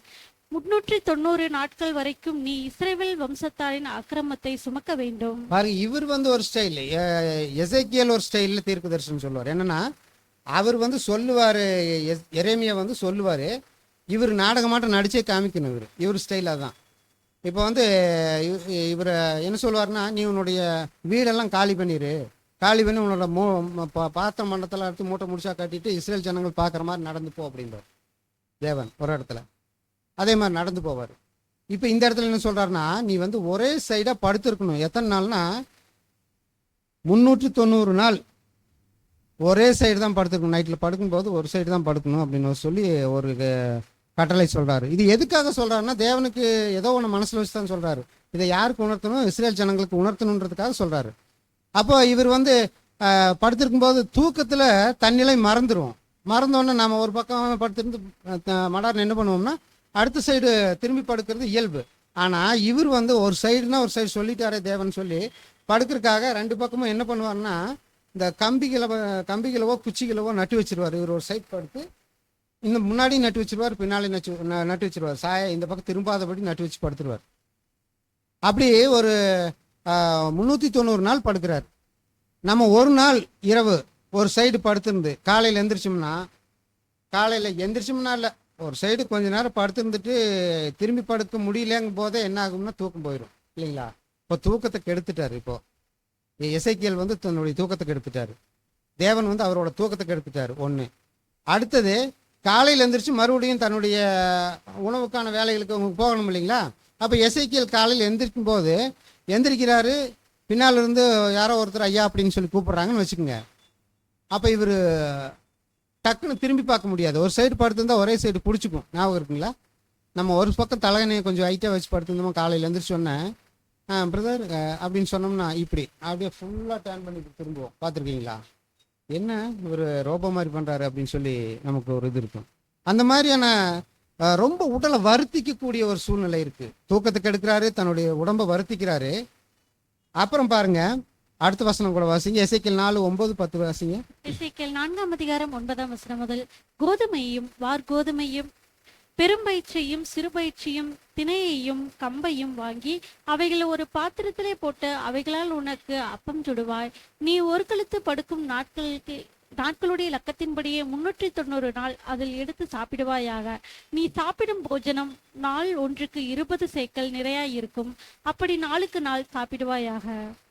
இப்போ அதோட விட்டாரான்னு பார்த்தா தேவன் என்ன பண்ணுறாருன்னா, அடுத்தது இவருக்கு ஒரு இன்ஸ்ட்ரக்ஷன் எப்படி கொடுக்குறாருன்னா, சாப்பிட்றதில்ல சாப்பாடு வயிறு நிறைய சாப்பிட்றாத, சாப்பிட்டீங்கன்னா தூங்கிடுவேன். உனக்கு வந்து நான் வந்து என்ன பண்ணுறேன்னா, உனக்கு இவ்வளோ தான் சாப்பிட்ணுன்னு சொல்லி 1 சேக்கல் தான் நீ சாப்பிட்ணும் அப்படின்னு சொல்கிறார். ஒரு நாளைக்கு 1 சேக்கல் உணவு தான் சாப்பிடணும். அப்போ 1 சேக்கல் அப்படிங்கிறது நம்ம இந்திய முறைப்படி சேக்கல் இல்லை, ஆனால் இஸ்ரேல் முறைப்படி சேக்கல் அப்படின்னு இருக்கு. 1 சேக்கல் அப்படிங்கிறது என்னன்னு கேட்டிங்கன்னா, கிட்டத்தட்ட 9.8 கிராம். 1 சேக்கல் அப்படிங்கிறது 9.8 கிராம். அப்போ 3 வேளைக்கு சேர்த்தியே 1 சேக்கல் தான். அப்படின்னா 4 ஒன்றுக்கு 20 சேக்கல். 20 சேக்கல் தான் நீ ஒரு நாளைக்கு சாப்பிடணும்னு சொல்றாங்க. அப்ப 20 இன்ட்டு 9.8ன்னு போட்டு பார்த்தோம்னா எவ்வளவு வருதுங்க? எனக்கு சொல்லுங்க, நீங்க தான் சொல்லணும். 20 இன்ட்டு 9.8. சத்தமாக சொல்லுங்க, எனக்கு கேட்கட்டும். அப்போதான் நீங்களும் ஆர்வமாக இருக்கீங்கன்னு தெரியும். டக்குன்னு போடுங்களேன். 196 வருதுங்களா? 196 கிராம் வருதுங்க. இது வந்து 3 வேளையும் சாப்பிடணும். அவர் ஒரு நாளைக்கு 3 வேளையும் சேர்த்தியே 196 கிராம் தான் சாப்பிடணும்னு சொல்றாரு. ஏங்க, 196 கிராம் சாப்பிட்டா ஒரு மனுஷன் எப்படிங்க செயல்பட முடியும்? அதுவும் யூதர்கள் எல்லாம் எப்படி இருப்பாங்க? ஆஜானுபாகுவா இருப்பாங்க. ஹைட்டு வெயிட்டு பார்த்தீங்கன்னாக்க அவங்க அப்படி பார்த்தா பயங்கரமாக இருப்பாங்க. அப்பேற்பட்டவங்களுக்கு 196 கிராம் சாப்பாடு. இப்போ நம்மெல்லாம் ஒரு வேளைக்கு சாப்பிட்றதே பார்த்தீங்கன்னா கிட்டத்தட்ட சைடிஸ்ட்டு அது எல்லாம் சேர்த்தியே ஒரு 1/4 கிலோ வந்துடும், 250 கிராம் வந்துடும் இல்லைங்களா ஒரு வேளைக்கு. இவர் வந்து 3 வேளைக்கு சேர்த்தியே 196 கிராம் தான் சாப்பிடணும்னு சொல்கிறார். தேவன் எவ்வளோ மோசமாக அவரை ட்ரீட் பண்ணுறாரு பாருங்க. இப்போ இவருக்கு வந்து இப்போ என்னாச்சுங்க, இது பெருசு இல்லை. இதை வந்து இந்த அடை சுட்டு எடுக்கணும்னு சொல்கிறார் இல்லைங்களா, அடையாக சுட்டு எடுக்கணும்னு சொல்கிறார் பாருங்க. இதில் என்ன பிரதர் இருக்குது, பெரும்பயிறு சிறுபயிறு தானியங்கள் தானே, சுட்டு எடுத்து சாப்பிட வேண்டியது தானே அப்படின்னா அடுத்த வசனம் படிங்க. 12ஆம் வசனம். அதை வார்கோதுமை அடையை போல சாப்பிடுவாயாக, அது மனுஷனிலிருந்து கழிந்த கஷ்டத்தின் வறட்டியினால் அவைகளை கண்களுக்கு முன்பாக சுடப்படுவதாக. இது எப்படி இருக்குன்னு பாருங்க. தேவன் என்ன சொல்றாருன்னா, இது புரியுது இல்லைங்களா உங்களுக்கு? வரட்டி அப்படிங்கிறது சாணம் இருக்கு பார்த்தீங்களா, நம்ம மாட்டு சாணமெல்லாம் இருக்கிறத நம்ம பாட்டிகள் எல்லாம் என்ன பண்ணுவாங்கன்னா, அதை எடுத்துகிட்டு வந்து தட்டி அப்படியே செவுத்துல ஒட்ட வச்சு நல்லா காய வைப்பாங்க. காய வச்சு அடுப்பெரிக்கிறதுக்கு விறகுக்கு பதிலாக அதை போட்டு அடுப்பெரிப்பாங்க. இப்போ தேவன் சொல்கிறது அதில் சாப்பிடுன்னு சொல்ல, இப்போ மனுஷர்லேருந்து கழியக்கூடிய அந்த நம்ம போகிற அந்த 2 பாத்ரூம் இருக்கு இல்லைங்களா, அந்த 2 பாத்ரூம் எடுத்து வரட்டி மாதிரி செஞ்சு அதில் தீ மூட்டி அந்த தீயில வந்து நீங்கள் என்ன பண்ணணும், இந்த இதையை சுடணும், இந்த வார்க்கோருமே அடையை சுடணும், சுட்டு எடுத்து சாப்பிடணுங்கிறாரு. அப்போது இவர் என்ன பண்ணுறாருன்னா, ஏன்னா இவர் நியாயப்பிரமாணத்தெல்லாம் அந்த காலத்தில் இருந்தவர் நியாயப்பிரமாணமெல்லாம் தெரிஞ்சவராக தானே இருக்கணும். அப்போ இவர் என்ன சொல்கிறாருன்னா, தேவனே எனக்கு இதில் மட்டும் கொஞ்சம் லிபரேஷன் கொடுங்களேன், எனக்கு இது மட்டும் வேண்டாமே, எனக்கு அது கொஞ்சம் ஒரு மாதிரி இருக்குது அப்படின்னோடனே தேவன் மனமிறங்கி சொல்கிறார், கொஞ்சம் லிபரேஷன் கொடுக்குறாரு. சரி பரவாயில்ல, நீ வந்து மாட்டு சாணத்தில் வர அந்த வரட்டியில் சுட்டு சாப்பிட்டுக்கன்னு சொல்லிடுறாரு. சரிங்கன்னு சொல்லி அதையும் செய்கிறார். பாருங்க இவர் அனுபவிக்கிற கஷ்டம் எப்படின்னு பாருங்க. இதெல்லாம் தேவனுக்காக ஓடுகிற பிள்ளைகள் கஷ்டப்படுற கஷ்டம். தேவனுக்காக ஓடுகிற பிள்ளைகள் கஷ்டப்படுற கஷ்டம். இன்னைக்கு நானோ நீங்களோ இந்த மாதிரி கஷ்டத்தை சொன்னா இந்த சபையில் இருப்போமா? வரட்டியில சுட்டு சாப்பிடுங்க அப்படின்னு சொன்னா இந்த சபைக்கு வருமா? சபையை பாரு, அவங்கள பாரு, அப்படித்தானே வார்த்தை வரும். அப்போ நமக்கு கம்பேர் பண்ணுங்க, நம்ம லிட்டரலாக இருக்கிறவங்களுக்கும் அந்த காலத்தில் இருந்தவங்களுக்கும் கம்பேர் பண்ணுங்க. அதில் ஒரு 0.5% இன்னைக்கு நம்ம கஷ்டப்படுறோமா அப்படின்னு கேட்டால் இல்லைங்க, நல்லா வாழ்கிறோம். அதுவும் நானும் அங்கே செக்ஷன் வச்சுருக்குறேங்க. உங்கள் தொழில் தான் நானும் செஞ்சுட்ருக்கிறேன், திருப்பூர் தொழில் தான் நானும் அங்கே செஞ்சுட்ருக்கிறேன். அதனால் நமக்கெல்லாம் வந்து இந்த தொழிலில் பெரிய கஷ்டமெல்லாம் இல்லைங்க. ஆளுகளை வச்சு வேலை வாங்குகிறோம், நம்ம சம்பாதிக்கிறோம், சாப்பிட்றோம், குடும்பத்தை நல்லா வச்சுருக்குறோம். அதுபோக நம்ம குடும்பங்களில் அரசு வேலைகளில் இருக்கிறவங்க இருப்பாங்க, ₹1,00,000 மேலே சம்பளம் வாங்குறவங்கெல்லாம் இருப்பாங்க. அவங்கக்கிட்ட போய் நீ வரட்டியில் அடைய சுட்டு சாப்பிடு அப்படின்னு சொன்னால் சாப்பிடுவோமா? சாப்பிட மாட்டோம். ஆனால் இந்த காலத்துக்கு தகுந்த மாதிரி சில விஷயங்களை தேவன் நமக்கு சொல்கிறார். இங்கே சொல்கிறாரு, நீங்கள் உங்களுடைய வெளிப்பிரகாரமான எந்த விஷயமும் உங்களை வந்து என்ன பண்ணாது, தீட்டுப்படுத்தாது. மார்க்கு 7ஆம் அதிகாரத்தில் ஆண்டவராக இயேசு கிறிஸ்து சொல்லுவார், இவங்கெல்லாம் சீசர்களெல்லாம் சாப்பிட போகும்போது, உங்களுடைய சீசர்கள் கைகள்வாம் சாப்பிட்றாங்களே போதகரே ரவி அப்படிங்கும்போது அவர் என்ன சொல்கிறாருங்க, புறம்பே இருந்து உள்ளாக போகிற எதனாலும் உங்களுக்கு தீட்டு வராது, ஆனால் உங்களுக்கு உள்ளே இருந்து வெளியே வரக்கூடிய எண்ணங்கள் இருக்கு இல்லைங்களா, மனசில் நம்ம ஒன்று நினச்சிட்டு இருப்போம் இல்லைங்களா, அந்த எண்ணங்கள் உங்களை தீட்டுப்படுத்துங்கிறாரு ஆண்டவராக இயேசு கிறிஸ்து சொல்கிறார். அப்போ முதல்ல நாம் சுத்திகரிக்கப்படணும் இல்லைங்களா, நாம் என்ன பண்ணணும், முதல்ல இங்கே பரிசுத்தம் அடையணும். அதுக்கப்புறம் வெளியில் போய் மாறுதட்டி சொல்லலாம், நான் வேதமானவன், பைபிள் ஸ்டூடெண்ட், நான் திருப்பூர் எக்லீசியாவை சேர்ந்தவன், நான் சத்தியமங்கலம் எக்லீசியாவை சேர்ந்தவன் அப்படின்னு எல்லாம் நம்ம சொல்லிக்கலாம் இல்லைங்களா.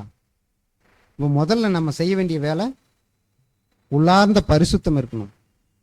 அடுத்தது பாருங்க, இவங்கள அடுத்ததாக வர்றவர் வந்து தானியேல். வாசிங்க தானியேல் 1:6. தானியேல் 1ஆம் அதிகாரம் 6ஆம் வசனம். அவர்களுக்குள் யூதா புத்திரராகிய தானியேல், அனனியா, மிஷாவேல், அசரியா என்பவர்களும் இருந்தார்கள். இப்போ 3வது முற்றுகையில் வந்து ஜிதேக்கியா இருக்கிறாரு. ஜிதேக்கியா இருக்கிற காலங்களில் தான் வந்து என்ன பண்ணுறாங்க, இந்த கல்தேயருடைய ராஜா யாருங்க, நேபுகாத்நேசர் ஒரு முற்றுகையிடுறாரு, எல்லாத்தையும் அழிச்சிட்டு இவங்களெல்லாம் சிறைபிடிச்சிட்டு போகிறாங்க. அதில் தானியேலும் ஒருவர். அந்த அந்த ஃப்ரெண்ட்ஸுகளும் இருக்காங்க அங்கே. அங்கே போனோன்னா இவருக்கு அங்கே என்ன பொறுப்பு கொடுக்குறாங்க? தானியேலுக்கு அங்கே ராஜா கிட்ட என்ன பொறுப்பு கிடைக்குதுங்க? ஒரு சொப்பனத்தை வெளிப்படையாக சொன்னதுக்கு அப்புறமா என்ன கிடைக்குதுங்க? யாரோ சொல்கிறீங்க. ராஜாவுடைய அரண்மனையில் அவர் ஒரு பானபாத்திரக்காரராக தன்னுடைய பணியை அங்கே துவக்கிறார். என்ன பண்ணணும்னா, ராஜாவுக்கு நிறைய எதிர்ப்புகள் இருக்கும். அது உணவு வழியில் வந்து ஏதாவது கொண்டு போடுவாங்க, ஏதாவது வச்சு கொடுத்துருவாங்க அப்படின்றதுக்காக அங்கே இந்த பானபாத்திரக்காரர்களுடைய வேலை என்னன்னு கேட்டிங்கன்னா, ராஜாவுக்கு கொடுக்குற உணவை இவங்க முதல்ல டேஸ்ட் பார்த்துட்டு அந்த தண்ணியை குடிச்சு பார்த்துட்டு அப்புறம் தான் கொடுக்கணும். அதுதான் இவங்களோட வேலை. இவர் சாப்பிட்டதுக்கு அப்புறம் தான் ராஜாவே சாப்பிடணும். அந்த வேலையை தானியேலுக்கு கொடுக்குறாங்க. அப்போ தானியேல் என்ன பண்ணுறாருன்னா, நான் இது செய்ய மாட்டேன்னு சொல்லி அந்த பிரதானியத்தில் சொல்கிறார் இல்லைங்களா? வாசிங்க 1:8. தானியேல் 1:8. தானியேல் ராஜாவின் போஜனத்தினாலும் அவர் பானம் பண்ணும் திராட்சரசத்தினாலும் தன்னை தீட்டப்படுத்தல் ஆகாதென்று தன் இருதயத்திலே தீர்மானம் பண்ணிக்கொண்டு தன்னை தீட்டுப்படுத்தாதபடிக்கு பிரதானிகளின் தலைவனிடத்தில் வேண்டிக் கொண்டார். ஏன் இப்படி சொல்றாரு? ஒரு ராஜாவிடத்துல இவர் அடிமையா போயிருக்காரு. ராஜா சொல்றதை கேட்டுத்தானே ஆகணும். அப்ப ஏன் அவர் கேட்க மாட்டேங்கிறாரு? எதனால அந்த பானபாத்திரக்காரரா இருக்கக்கூடிய அந்த விஷயத்தை வந்து வேண்டான்னு சொல்றாரு அப்படின்னு பார்த்தோம்னா, அப்ப இருந்த புறஜாதி ராஜாக்கள் எல்லாரும் நியாயப்பிரமாணத்தில் சொல்லப்பட்ட எந்தெந்த உணவுகள் நீங்கள் எடுக்கக்கூடாதுன்னு சொல்லியிருக்குதோ அந்த உணவுகளெல்லாம் அந்த புறஜாதி ராஜாக்களுக்கு அது லிமிட்டேஷன் கிடையாது, அவங்க சாப்பிடுவாங்க. உதாரணத்துக்கு பன்றி இறைச்சி இருக்குன்னு வச்சுங்களேன். பன்றி இறைச்சி நமக்கு சாப்பிடக்கூடாதுன்னு நியாயப்பிரமாணத்தில் சொல்லியிருக்கு. இப்போ இவருக்கு பன்றி இறைச்சி ரொம்ப பிடிக்குதுன்னு வச்சுக்கோங்க, நேபுகாத்நேச்சருக்கு. இப்போ இவர் சாப்பிட்டு தான் கொடுக்கணும் இல்லைங்களா? அப்போது இவர் என்னத்தில் தீர்மானமாக இருக்கார் தன்னுடைய மனசுலன்னா, என்னுடைய தேவனுடைய கட்டளைகளுக்கு நான் கீழ்ப்படிந்தவன். நியாயப்பிரமாணத்தில் எதை சாப்பிடக்கூடாதுன்னு சொல்லியிருக்கோ அதை நான் சாப்பிட மாட்டேன். இங்கே போய் இந்த பொறுப்பு எடுத்துக்கிட்டேன்னா எனக்கு என்ன கிடைக்கும்? நான் அதை சாப்பிட வேண்டிய கட்டாயம் எனக்கு ஏற்படும். அப்போ நான் என்னுடைய தேவனை என்ன பண்ணிட்டேன்? அந்த இடத்துலையே நான் கீழே தள்ளி மிதிச்சிட்டேன். என் தேவனுடைய வார்த்தையை நான் கேட்காம போனவன் ஆயிட்டேன் அப்படின்ற ஒரு எண்ணம் வந்ததுக்கப்புறம் என்ன பண்ணுறாருங்க, அந்த வேலையை வேணாம், எனக்கு அந்த பொறுப்பு வேணான்னு சொல்லி பிரதானிகள்கிட்ட சொல்லிடுறாரு. அது மாத்திரமல்ல, நேபுகாத்நேச்சாருடைய சிலையை வணங்க சொல்லும்போது இவர் என்ன பண்ணி தீர்மானமாக சொல்கிறாருன்னா, அப்படியெல்லாம் என்னுடைய தேவனை தவிர யாரையும் நான் வணங்க மாட்டேன்னு சொல்கிறார். இன்றைக்கி நம்ம சொல்லுவோமா? நம்ம ஒரு பணியில் இருக்கக்கூடிய ஒரு இது இருக்குதுன்னு வச்சுக்கோங்களேன், ஒரு ஆஃபீஸ் இருக்குது. அந்த ஆஃபீஸில் வந்து காலையில் வந்த உடனே ஆஃபீஸில் இருக்கக்கூடிய அந்த ஆஃபீஸை கட்டி ஒரு கட்டுமானத்துக்குள்ளே வச்சுருந்து இறந்து போன ஒரு அப்பாவோ தாத்தாவோடைய ஒரு ஃபோட்டோ வச்சுருக்காங்க. காலையில் வர்றவங்க எல்லாருமே அதை கும்பிட்டு தான் போய் வேலை செய்யணும் அப்படின்னு ஒரு இன்ஸ்ட்ரக்ஷன் கொடுக்குறாங்க. அப்போ நம்ம என்ன பண்ணுவோம்? போய் விருப்பமே இல்லைன்னா கூட அங்கே போய் நின்று கையெடுத்து கும்பிட்டு போய் தான் வேலை செய்வோம் இல்லைங்களா? அப்படித்தானே செய்வோம், அதான இயல்பு. ஆனால் ஒரு ராஜாவையே தங்கத்துக்கு ஒப்பிடுறாங்க. அந்த பொண்ணுக்கு ஒப்பிடுற முதல் ராஜா யாருங்க? நேபுகாத்நேச்சர். அவர்கிட்டயே இவர் என்ன சொல்கிறாருங்க? முடியாது முடியாது முடியாது, என்னுடைய தேவனை காட்டிலும் நீர் என்ன பெரியவரா? அப்படியெல்லாம் முடியாது அப்படின்னு சொல்கிற தைரியம் என்னைக்காவது நம்மக்கிட்ட வருமா? சரி, இது மேட்ரு இல்லை. இப்போ என்னென்னா, இந்த 3 பேர் இருக்காங்க இல்லைங்களா? இப்போ இந்த 3 பேர் எரேமியா, எசேக்கியேல், தானியேல் சமகால தீர்க்கதரிசிகள். இப்போ இவங்க 3 பேர்த்தில் வெவ்வேறு அனுபவங்கள் இவங்களுக்கு 3 பேர்த்துக்கும் கிடைக்குது. என்னென்ன அனுபவங்கள் கிடைக்குதுன்னா, ஒருத்தருக்கு வந்து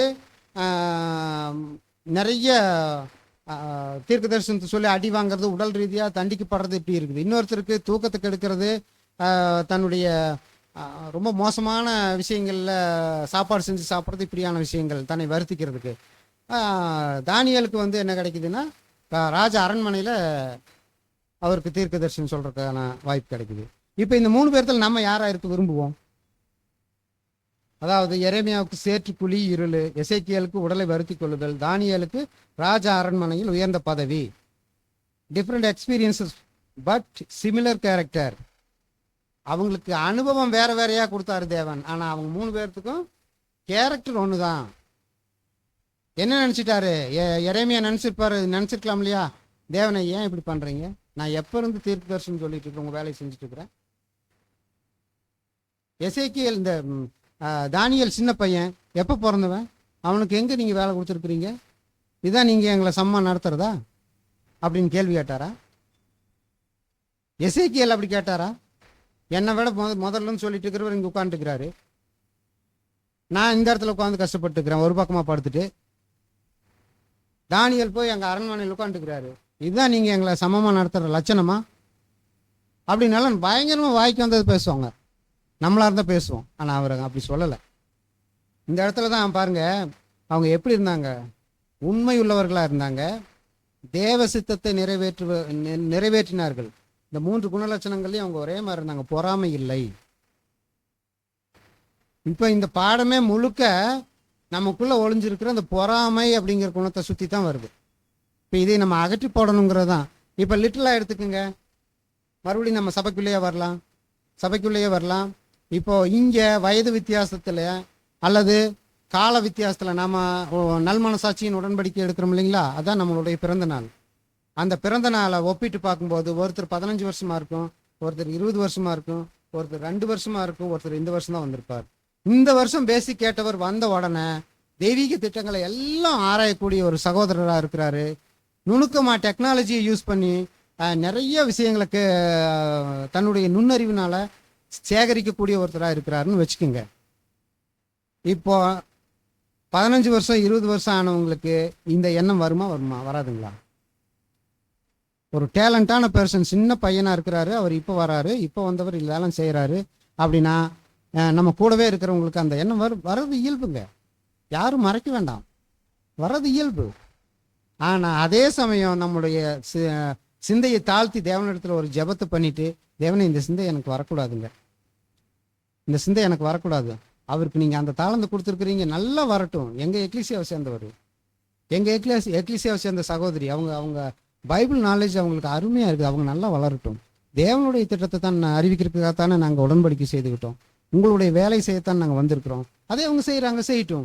என்னால் ஏதோ இயலாமை, நான் கொஞ்சம் பின்னால் இருக்கிறேன், நீங்கள் உங்களுடைய அந்த பலத்தை கொடுத்தீங்கன்னா என்னுடைய பலவீனம் நல்லா பூர்த்தி அடையும் அப்படின்னு சொல்லி வேண்டி அந்த சமூகத்தில் விழுந்து அழுது கதறி எங்கே போகணுங்க? நம்மளுடைய இலக்கு ஏதோ அதை அடையணும் இல்லைங்களா? சரி, இப்போ தான் நம்ம இவங்க 3 பேர்த்தில் யாராக இருக்கிற விரும்புகிறோன்ற தலைப்புக்கு வந்திருக்கிறோம். அந்த தலைப்பு நமக்கு நாம் நினைக்கிறது என்னவா நினைப்போம்? நாம் தானியேல் போல தான் இருக்கணும்னு நினைப்போம். தானியேலுக்கு அங்கே கஷ்டம் இல்லாமல் இருந்தது. உடைய சூளைக்குள்ளே போட்டாங்க, எரிகிற சூளைக்குள்ளே போட்டாங்க இல்லைங்களா? அந்த கஷ்டம் யாருக்கு வரல? எசேக்கியேலுக்கும் வரல, எரேமியாவுக்கும் வரல.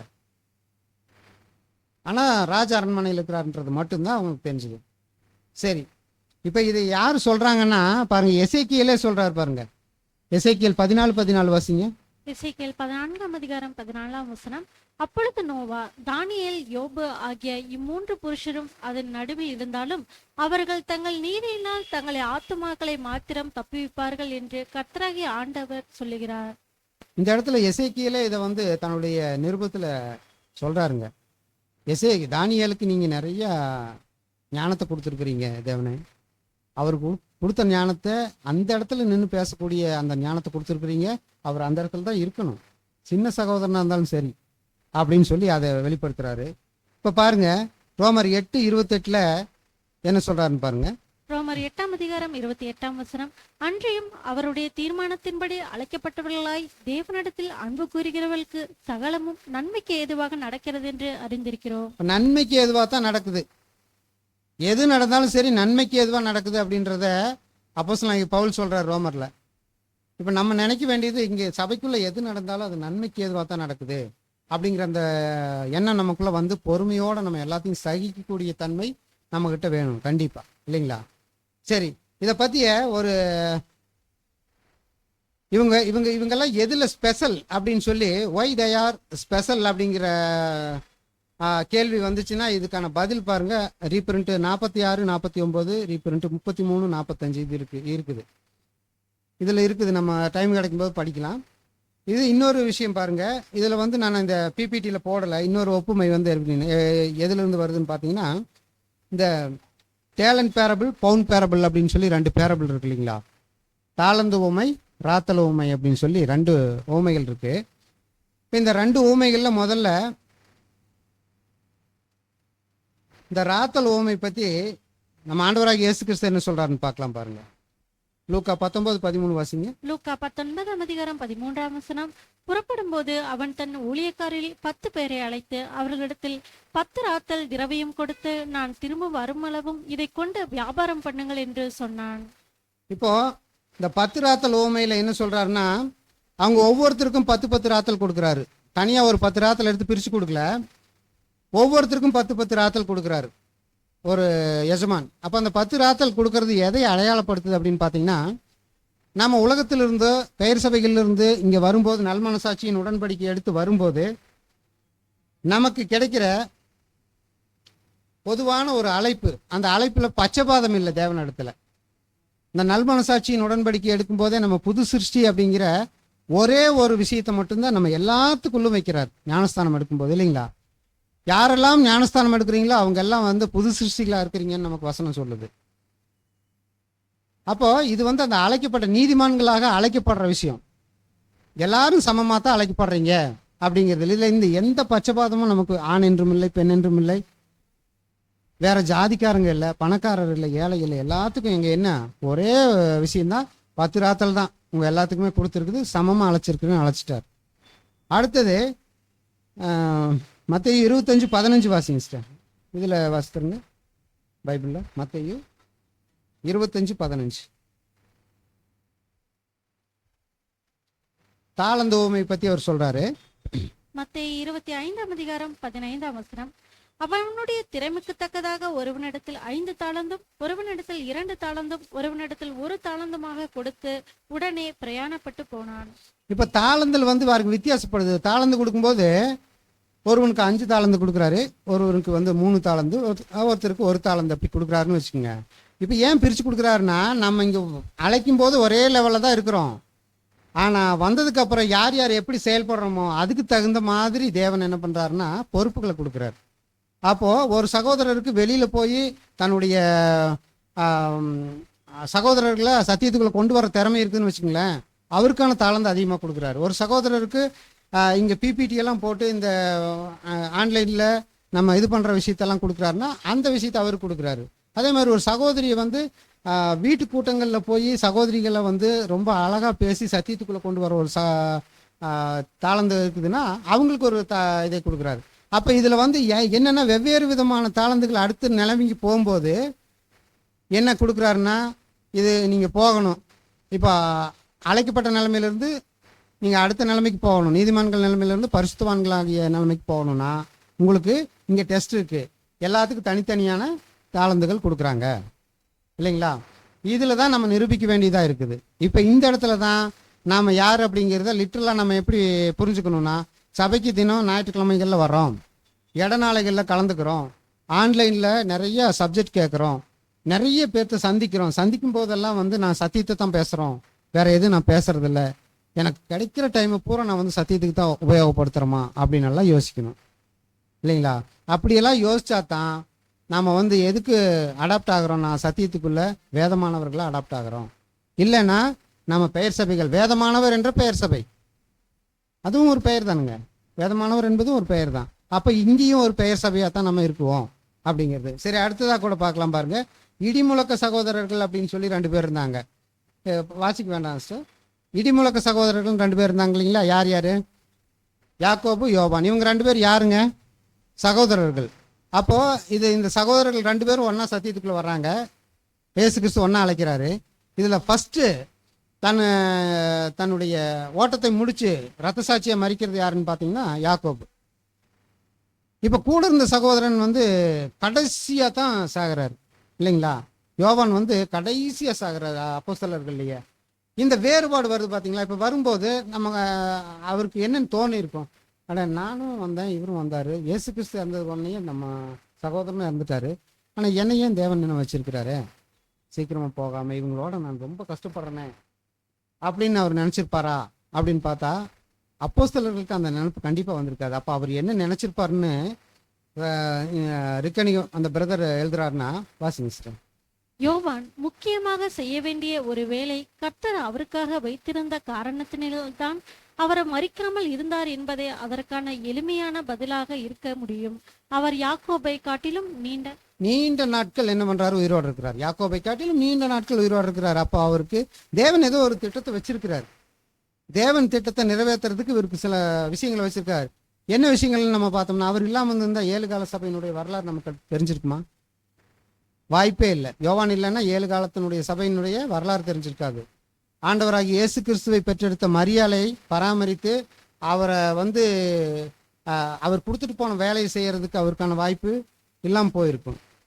அப்போ அவருடைய மார்பிலே சாய்ந்து அன்பா இருந்த சீசன் அப்படின்னு சொல்லக்கூடியவருக்கு அந்த வாய்ப்பு எப்படி கிடைச்சிருக்கு பாருங்க. எல்லாவற்றையும் நிறைவேற்றின பின்னாலதான் நீ வரணும்பா அப்படின்னு சொல்லி தேவன் அவருக்கு ஒரு ஒப்படைச்சிருக்கிறார். இன்னைக்கு கூட லிட்டரலா நம்ம பார்க்குறோம். நமக்கு இதுல என்ன பாடம்னா, நிறைய சகோதரர்கள் மூத்த சகோதரர் இன்னும் சப்ஜெக்ட் எடுத்துட்டு இருக்கிறாங்க. நிறைய இடத்துல நாலேஜ், பக்கவான நாலேஜில் அப்படியே ஃபிங்கர் டிப்பில் வச்சிருக்கிற சகோதரர்கள் இருக்காங்க. ரீப்ரின்ஸ் ஆனாலும் சரி, சகோதரர்களுடைய வால்யூம்ஸ் ஆனாலும் சரி, பைபிளில் இருக்கக்கூடிய விஷயங்களுக்கு அப்பப்போ கேட்ட உடனே பதில் சொல்லக்கூடிய சகோதரர்கள் இன்னமும் இருக்காங்க. அப்போ நம்ம நினச்சிக்க வேண்டிய விஷயம் என்னன்னா, ஏன் இந்த சகோதரர்கள் எல்லாம் இன்னும் சொல்லிட்டு இருக்காங்களே, அப்போ இன்னும் சபை வாய்ப்பு முடிஞ்சிருக்கும் போல தெரியுது. இவங்கெல்லாம் இன்னும் சும்மா தான் பேசிட்டு இருக்காங்க. இவரெல்லாம் இனிமே இவரெல்லாம் போய் சபையாகி அப்புறம் நான் எப்போ போய் சபையாகிறது, இதுக்கு என்ன ஓட்டம் என்ன புரியலையே அப்படின்னு நம்ம நினைக்கக்கூடிய வாய்ப்பு இருக்கு இல்லைங்களா? அப்படி நினைக்கக்கூடாதுங்கிறது தான் இவங்கள 2 பேர்த்தையும் ஒரு ஒப்புமையாக எடுத்திருக்கு.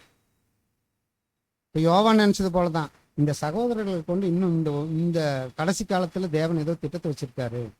அதுக்காக தான் இந்த திட்டத்தை நிறைவேற்றக்காகத்தான் தேவன் இவங்களை வச்சிருக்காருன்னு சொல்லி நமக்குள்ள நம்ம நினைக்கணும். மாறாக நம்ம என்ன நினைக்கக்கூடாதுங்க, பொறாமைப்படக்கூடாது. வேற மாதிரி நினச்சிட்டு இன்னும் சபை முடிஞ்சிருச்சுப்பா, இதெல்லாம் இவங்க சும்மா சொல்லிட்டு இருக்காங்கப்பா, சபை ஓட்டத்துக்கு எல்லாம் அங்கே இருக்க ஆள் சேர்த்துறதுக்கு தான் இந்த மாதிரிலாம் பண்ணிட்டு இருக்காங்கப்பா அப்படின்னால நம்ம நினச்சிட்டு ஓடக்கூடாது. நமக்கு இருக்கிற ஒரே விசுவாசம் என்னன்னா, நான் சபைக்காகத்தான் வந்திருக்கிறேன், ஆண்டவராகி அந்த பரிசுத்தமான உடலுக்கு பங்காளியாகத்தான் போகணும், அதுக்கு தான் வந்திருக்கிறேன், அதே எண்ணம் தான் இருக்கணும். சரி, அடுத்த ஒரு ஒப்பீடு இருக்கு. ஏன்னா நேரமாகிறதுனால கொஞ்சம் சீக்கிரமாக போயிடலாம். லூசிஃபர் அண்ட் லோகோஸ் இவங்களை பற்றி நல்லாவே தெரியும் இல்லைங்களா? லூசிஃபர், லோகோஸ் இல்லைங்களா? லோகோங்கிறது யாருங்க? கிறிஸ்து, ஆண்டவராகி இயேசு கிறிஸ்து லோகோவா இருந்தார். வார்த்தை மனு உருவானார் அப்படின்னு சொல்லி விவிலியத்தில் இருக்கும். அப்போ இவர் ஆண்டவராகி இயேசு. லூசிஃபர் யாருங்க? லூசிஃபர் தூதன். அதாவது கிட்டத்தட்ட இயேசு கிறிஸ்துவால தேவனால் இயேசு கிறிஸ்துவை கொண்டு உருவாக்கப்பட்ட இன்னொரு தூதன் தான். நல்ல தூதன். அவருக்கு அறிவு இல்லையா, அழகு இல்லையா அப்படின்னு பார்த்தா அதுக்கெல்லாம் பைபிள் நிறைய எவிடன்ஸ் இருக்கு. பக்காவானவர். அவர் மாதிரி அறிவெல்லாம் யாருக்கும் கிடையாது அப்படின்னு சொல்லி இருக்குது. அப்பேற்பட்ட அறிவுடைய ஒருத்தர் லூசிஃபரு எங்க விழுந்து போறாருன்னா பாருங்க, வாசிங்க. ஏசாயா 14:12-15 வாசிங்க. ஏசாயா 14:12 முதல். அதிகாலையின் மகனாகிய விடிவெள்ளியே, நீ வானத்திலிருந்து விழுந்தாயே, ஜாதிகளை ஈனப்படுத்தினவனே, நீ தரையிலே வெட்டப்பட்டாயே. நான் வானத்துக்கு ஏறுவேன், தேவனுடைய நட்சத்திரங்களுக்கு மேலாக என் சிங்காசனத்தை உயர்த்துவேன். வடபுறங்களிலும் ஆராதனை கூட்டத்தில் பர்வதத்திலே வீற்றிருப்பேன் என்றும், நான் மேகங்களுக்கு மேலாக உன்னதங்களில் ஏறுவேன், உன்னதமானவருக்கு ஒப்பாவேன் என்று நீ உன் இருதயத்தில் சொன்னாயே. ஆனாலும் நீ அகாதமான பாதாளத்திலே தள்ளுண்டு போனாய். இப்போ பாருங்க, லூசிபர் நல்ல ஒரு தூதன் தான், நல்லா தான் இருந்தார். அவருக்கு எங்கே இந்த எண்ணம் வந்ததுன்னா, கொண்டு போய் ஏதேன் தோட்டத்தில் ஆதாம் ஏவாளையும் பார்க்கறதுக்காக காவலுக்கு வச்சாங்க தேவன். வச்சோடனே இவர் என்ன பண்ணிட்டாரு, இப்போ யாரை பார்க்கறக்க ஆரம்பிச்சிட்டாரு? இயேசு கிறிஸ்துவை பார்க்கறக்க ஆரம்பிச்சிட்டார். ஓ, இவர் உங்கள் பக்கத்தில் இருப்பார், நீங்கள் படைச்ச ஆளுக்கு நான் காவக்காரன். இந்த மாதிரி கேள்வி எங்கே வந்துச்சுங்க? யார்கிட்ட வந்துச்சு? நம்முடைய முதல் சகோதரர்களிடத்தில் வந்ததா இல்லைங்களா? காயின், ஆபேல் எங்கே அப்படிங்கும் போது நான் என்ன அவனுக்கு காவலாளியா அப்படிங்கிற கேள்வி வந்துச்சா? அப்போ அந்த அந்த சிந்தை பாருங்க, இப்போ தெரியுதா? இப்போ ஏன் ஆபேலினுடைய காணிக்கையை அவர் ஏற்றுக்கிட்டாருன்னு? அப்போ அவர்கிட்ட இருந்து வர வார்த்தைகள் தெரியுதுங்களா? சாத்தானுடைய வார்த்தைகள் அங்கே வருது. இப்போ லூசிபருடைய வார்த்தையும் அதே தான். இப்போ நான் யாருக்கு மேலாக போவேன், மேகங்களுக்கு மேலாக போய் சிங்காசனத்தை அங்கே அமைச்சுக்குவேன்னு சொல்லி நினைச்சாரு. எக்ஸ்ட்ரீமா என்ன பண்ணாருன்னா, ரொம்ப உயரத்துக்கு போவேன், அவருக்கு மேல நான் போயிருப்பேன், அந்த பெருமை கொண்டாரு. எங்கிருந்து விழுந்தாரு? கீழே, ரொம்ப உயரத்துல இருந்து கீழே விழுந்தாரு. இன்னொருத்தர் எக்ஸ்ட்ரீம் தாழ்மையை காட்டினாரு. மேலேருந்து கீழே வந்து அடிமையின் ரூபம் எடுத்து சீசர்களுடைய காலை கழுவுனாரு. எங்கே போயிட்டாருங்க? பரமசிங்காசனத்துக்கு போயிட்டார். இப்போ இங்கே இருக்க வேண்டிய விஷயம் என்னன்னா, நம்மக்கிட்ட கூட என்ன இருக்கணுங்க? பெருமை உள்ளவனுக்கு தேவன் எதிர்த்து நிற்கிறார். இந்த பெருமைங்கிறது எப்போ வரும்னா, பொறாமை வரும்போது தான் பெருமை வரும். நம்மக்கிட்ட எது இல்லையோ அது அடுத்தவங்ககிட்ட இருக்கும்போது தான் பெருமை நமக்கு வரும். இல்லாதவங்க கிட்ட தான் பெருமை வரும், இருக்கிறவங்ககிட்ட வராது. எது இல்லையோ அதை அடுத்தவங்களை பார்த்தோன்னே என்கிட்டயும் இருக்கிற மாதிரி ஒரு ஹேபிட் நடிக்கிறதுக்கு ஆரம்பிச்சிடுவோம். அவங்ககிட்ட நம்ம தாழ்த்தி காட்டிக்கூடாது. இந்த காம்ப்ளெக்ஸ், அந்த சுப்பீரியாரிட்டி காம்ப்ளெக்ஸும்பாங்க இல்லைங்களா, அது வந்துட்டே இருக்கும். அவங்களுடைய நடை, உடை, பாவனை எல்லா விஷயங்கள்லையும் அவங்கள பார்க்கும்போது அவங்க தனிப்பட்ட முறையில், எக்கீசியாவிலேயே தனிப்பட்ட முறையில் நம்மளை காமிச்சிக்கணும் அப்படின்ற ஒரு எண்ணம் வரும். அந்த எண்ணம் யாருக்கு இருந்ததுங்க? ஃபஸ்ட்டு லூசிபருக்கு இருந்தது. அவர் என்னவா மாறினாருங்க? சாத்தானா மாறினாரு. நாம் என்னவா மாற வந்திருக்கிறோம்? லூசிபரா மாற வந்திருக்கோமா? கிறிஸ்துவனுடைய உடல்ல சிறு சிறு பாகங்களாக போய் ஒட்டி கொள்றதுக்கு வந்திருக்கிறோம். அப்போ நமக்கு என்ன சிந்தை இருக்கணுங்க? அந்த லூசிபருடைய சிந்தை நமக்கு இருக்கக்கூடாது இல்லைங்களா? பெருமை ஒரு கடுகளவு கூட இருக்கக்கூடாது. பெருமை மட்டும் ஒரு கடுகளவு இருந்துருச்சு, நான் வேலை செய்கிறதுல பெரிய ஆள், நான் வந்து நிர்வகிக்கிறதுல பெரிய ஆள், வெளி உலகத்தில் நீங்கள் வந்து என்னை ஆஃபீஸில் பாருங்கள், நீங்கள் நடுங்கிடுவீங்க. அப்படி ஸ்ட்ரிக்டாக இருப்பாங்க. நான் ஆஃபீஸில் என்கிட்ட எத்தனை பேர் வேலை 50 பேர் வேலை செய்கிறாங்க. 50 பேர் என்னை பார்த்தா நடுங்குவாங்க. அப்படின்னாலாம் நமக்குள்ளே எண்ணம் வந்துச்சுன்னா நாம் யாருங்க? யாரை பார்த்து நடுங்குறோம்? கிறிஸ்துவனுடைய சரீர அங்கங்களை பார்த்து நடுங்குறோம் அப்படின்னு. இந்த எண்ணம் எப்பவுமே இருக்கக்கூடாதுங்க. பாருங்க, அதுக்கு தான் பிலிப்பியர்ல அப்போஸ்தலனாகிய பவுல் சொல்றாரு பாருங்க, வாசிங்க. பிலிப்பியர் 2ஆம் அதிகாரம் 5ஆம் வசனம் முதல். கிறிஸ்து இயேசுவில் இருந்த சிந்தையே உங்களிலும் இருக்க கடவது. அவர் தேவனுடைய ரூபமாயிருந்தும் தேவனுக்கு சமமாயிருப்பதை கொள்ளையாடின பொருளாக எண்ணாமல் தம்மை தாமே வெறுமையாக்கி அடிமையின் ரூபமெடுத்து மனுஷர் சாயலானார்.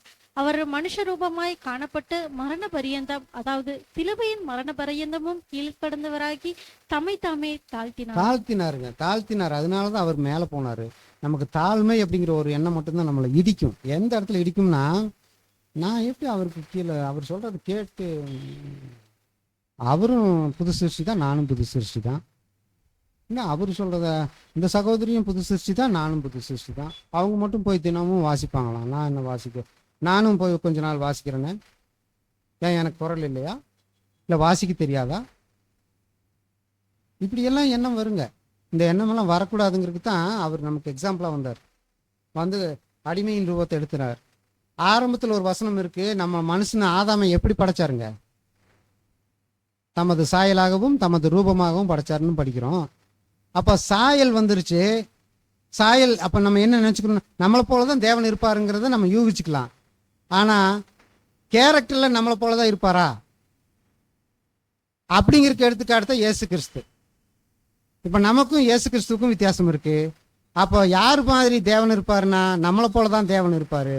கேரக்டரில் யாரை போல இருப்பாருன்னா இயேசு கிறிஸ்துவ போல தான் தேவன் இருப்பாரு, நம்மளை போல இருக்க மாட்டாரு.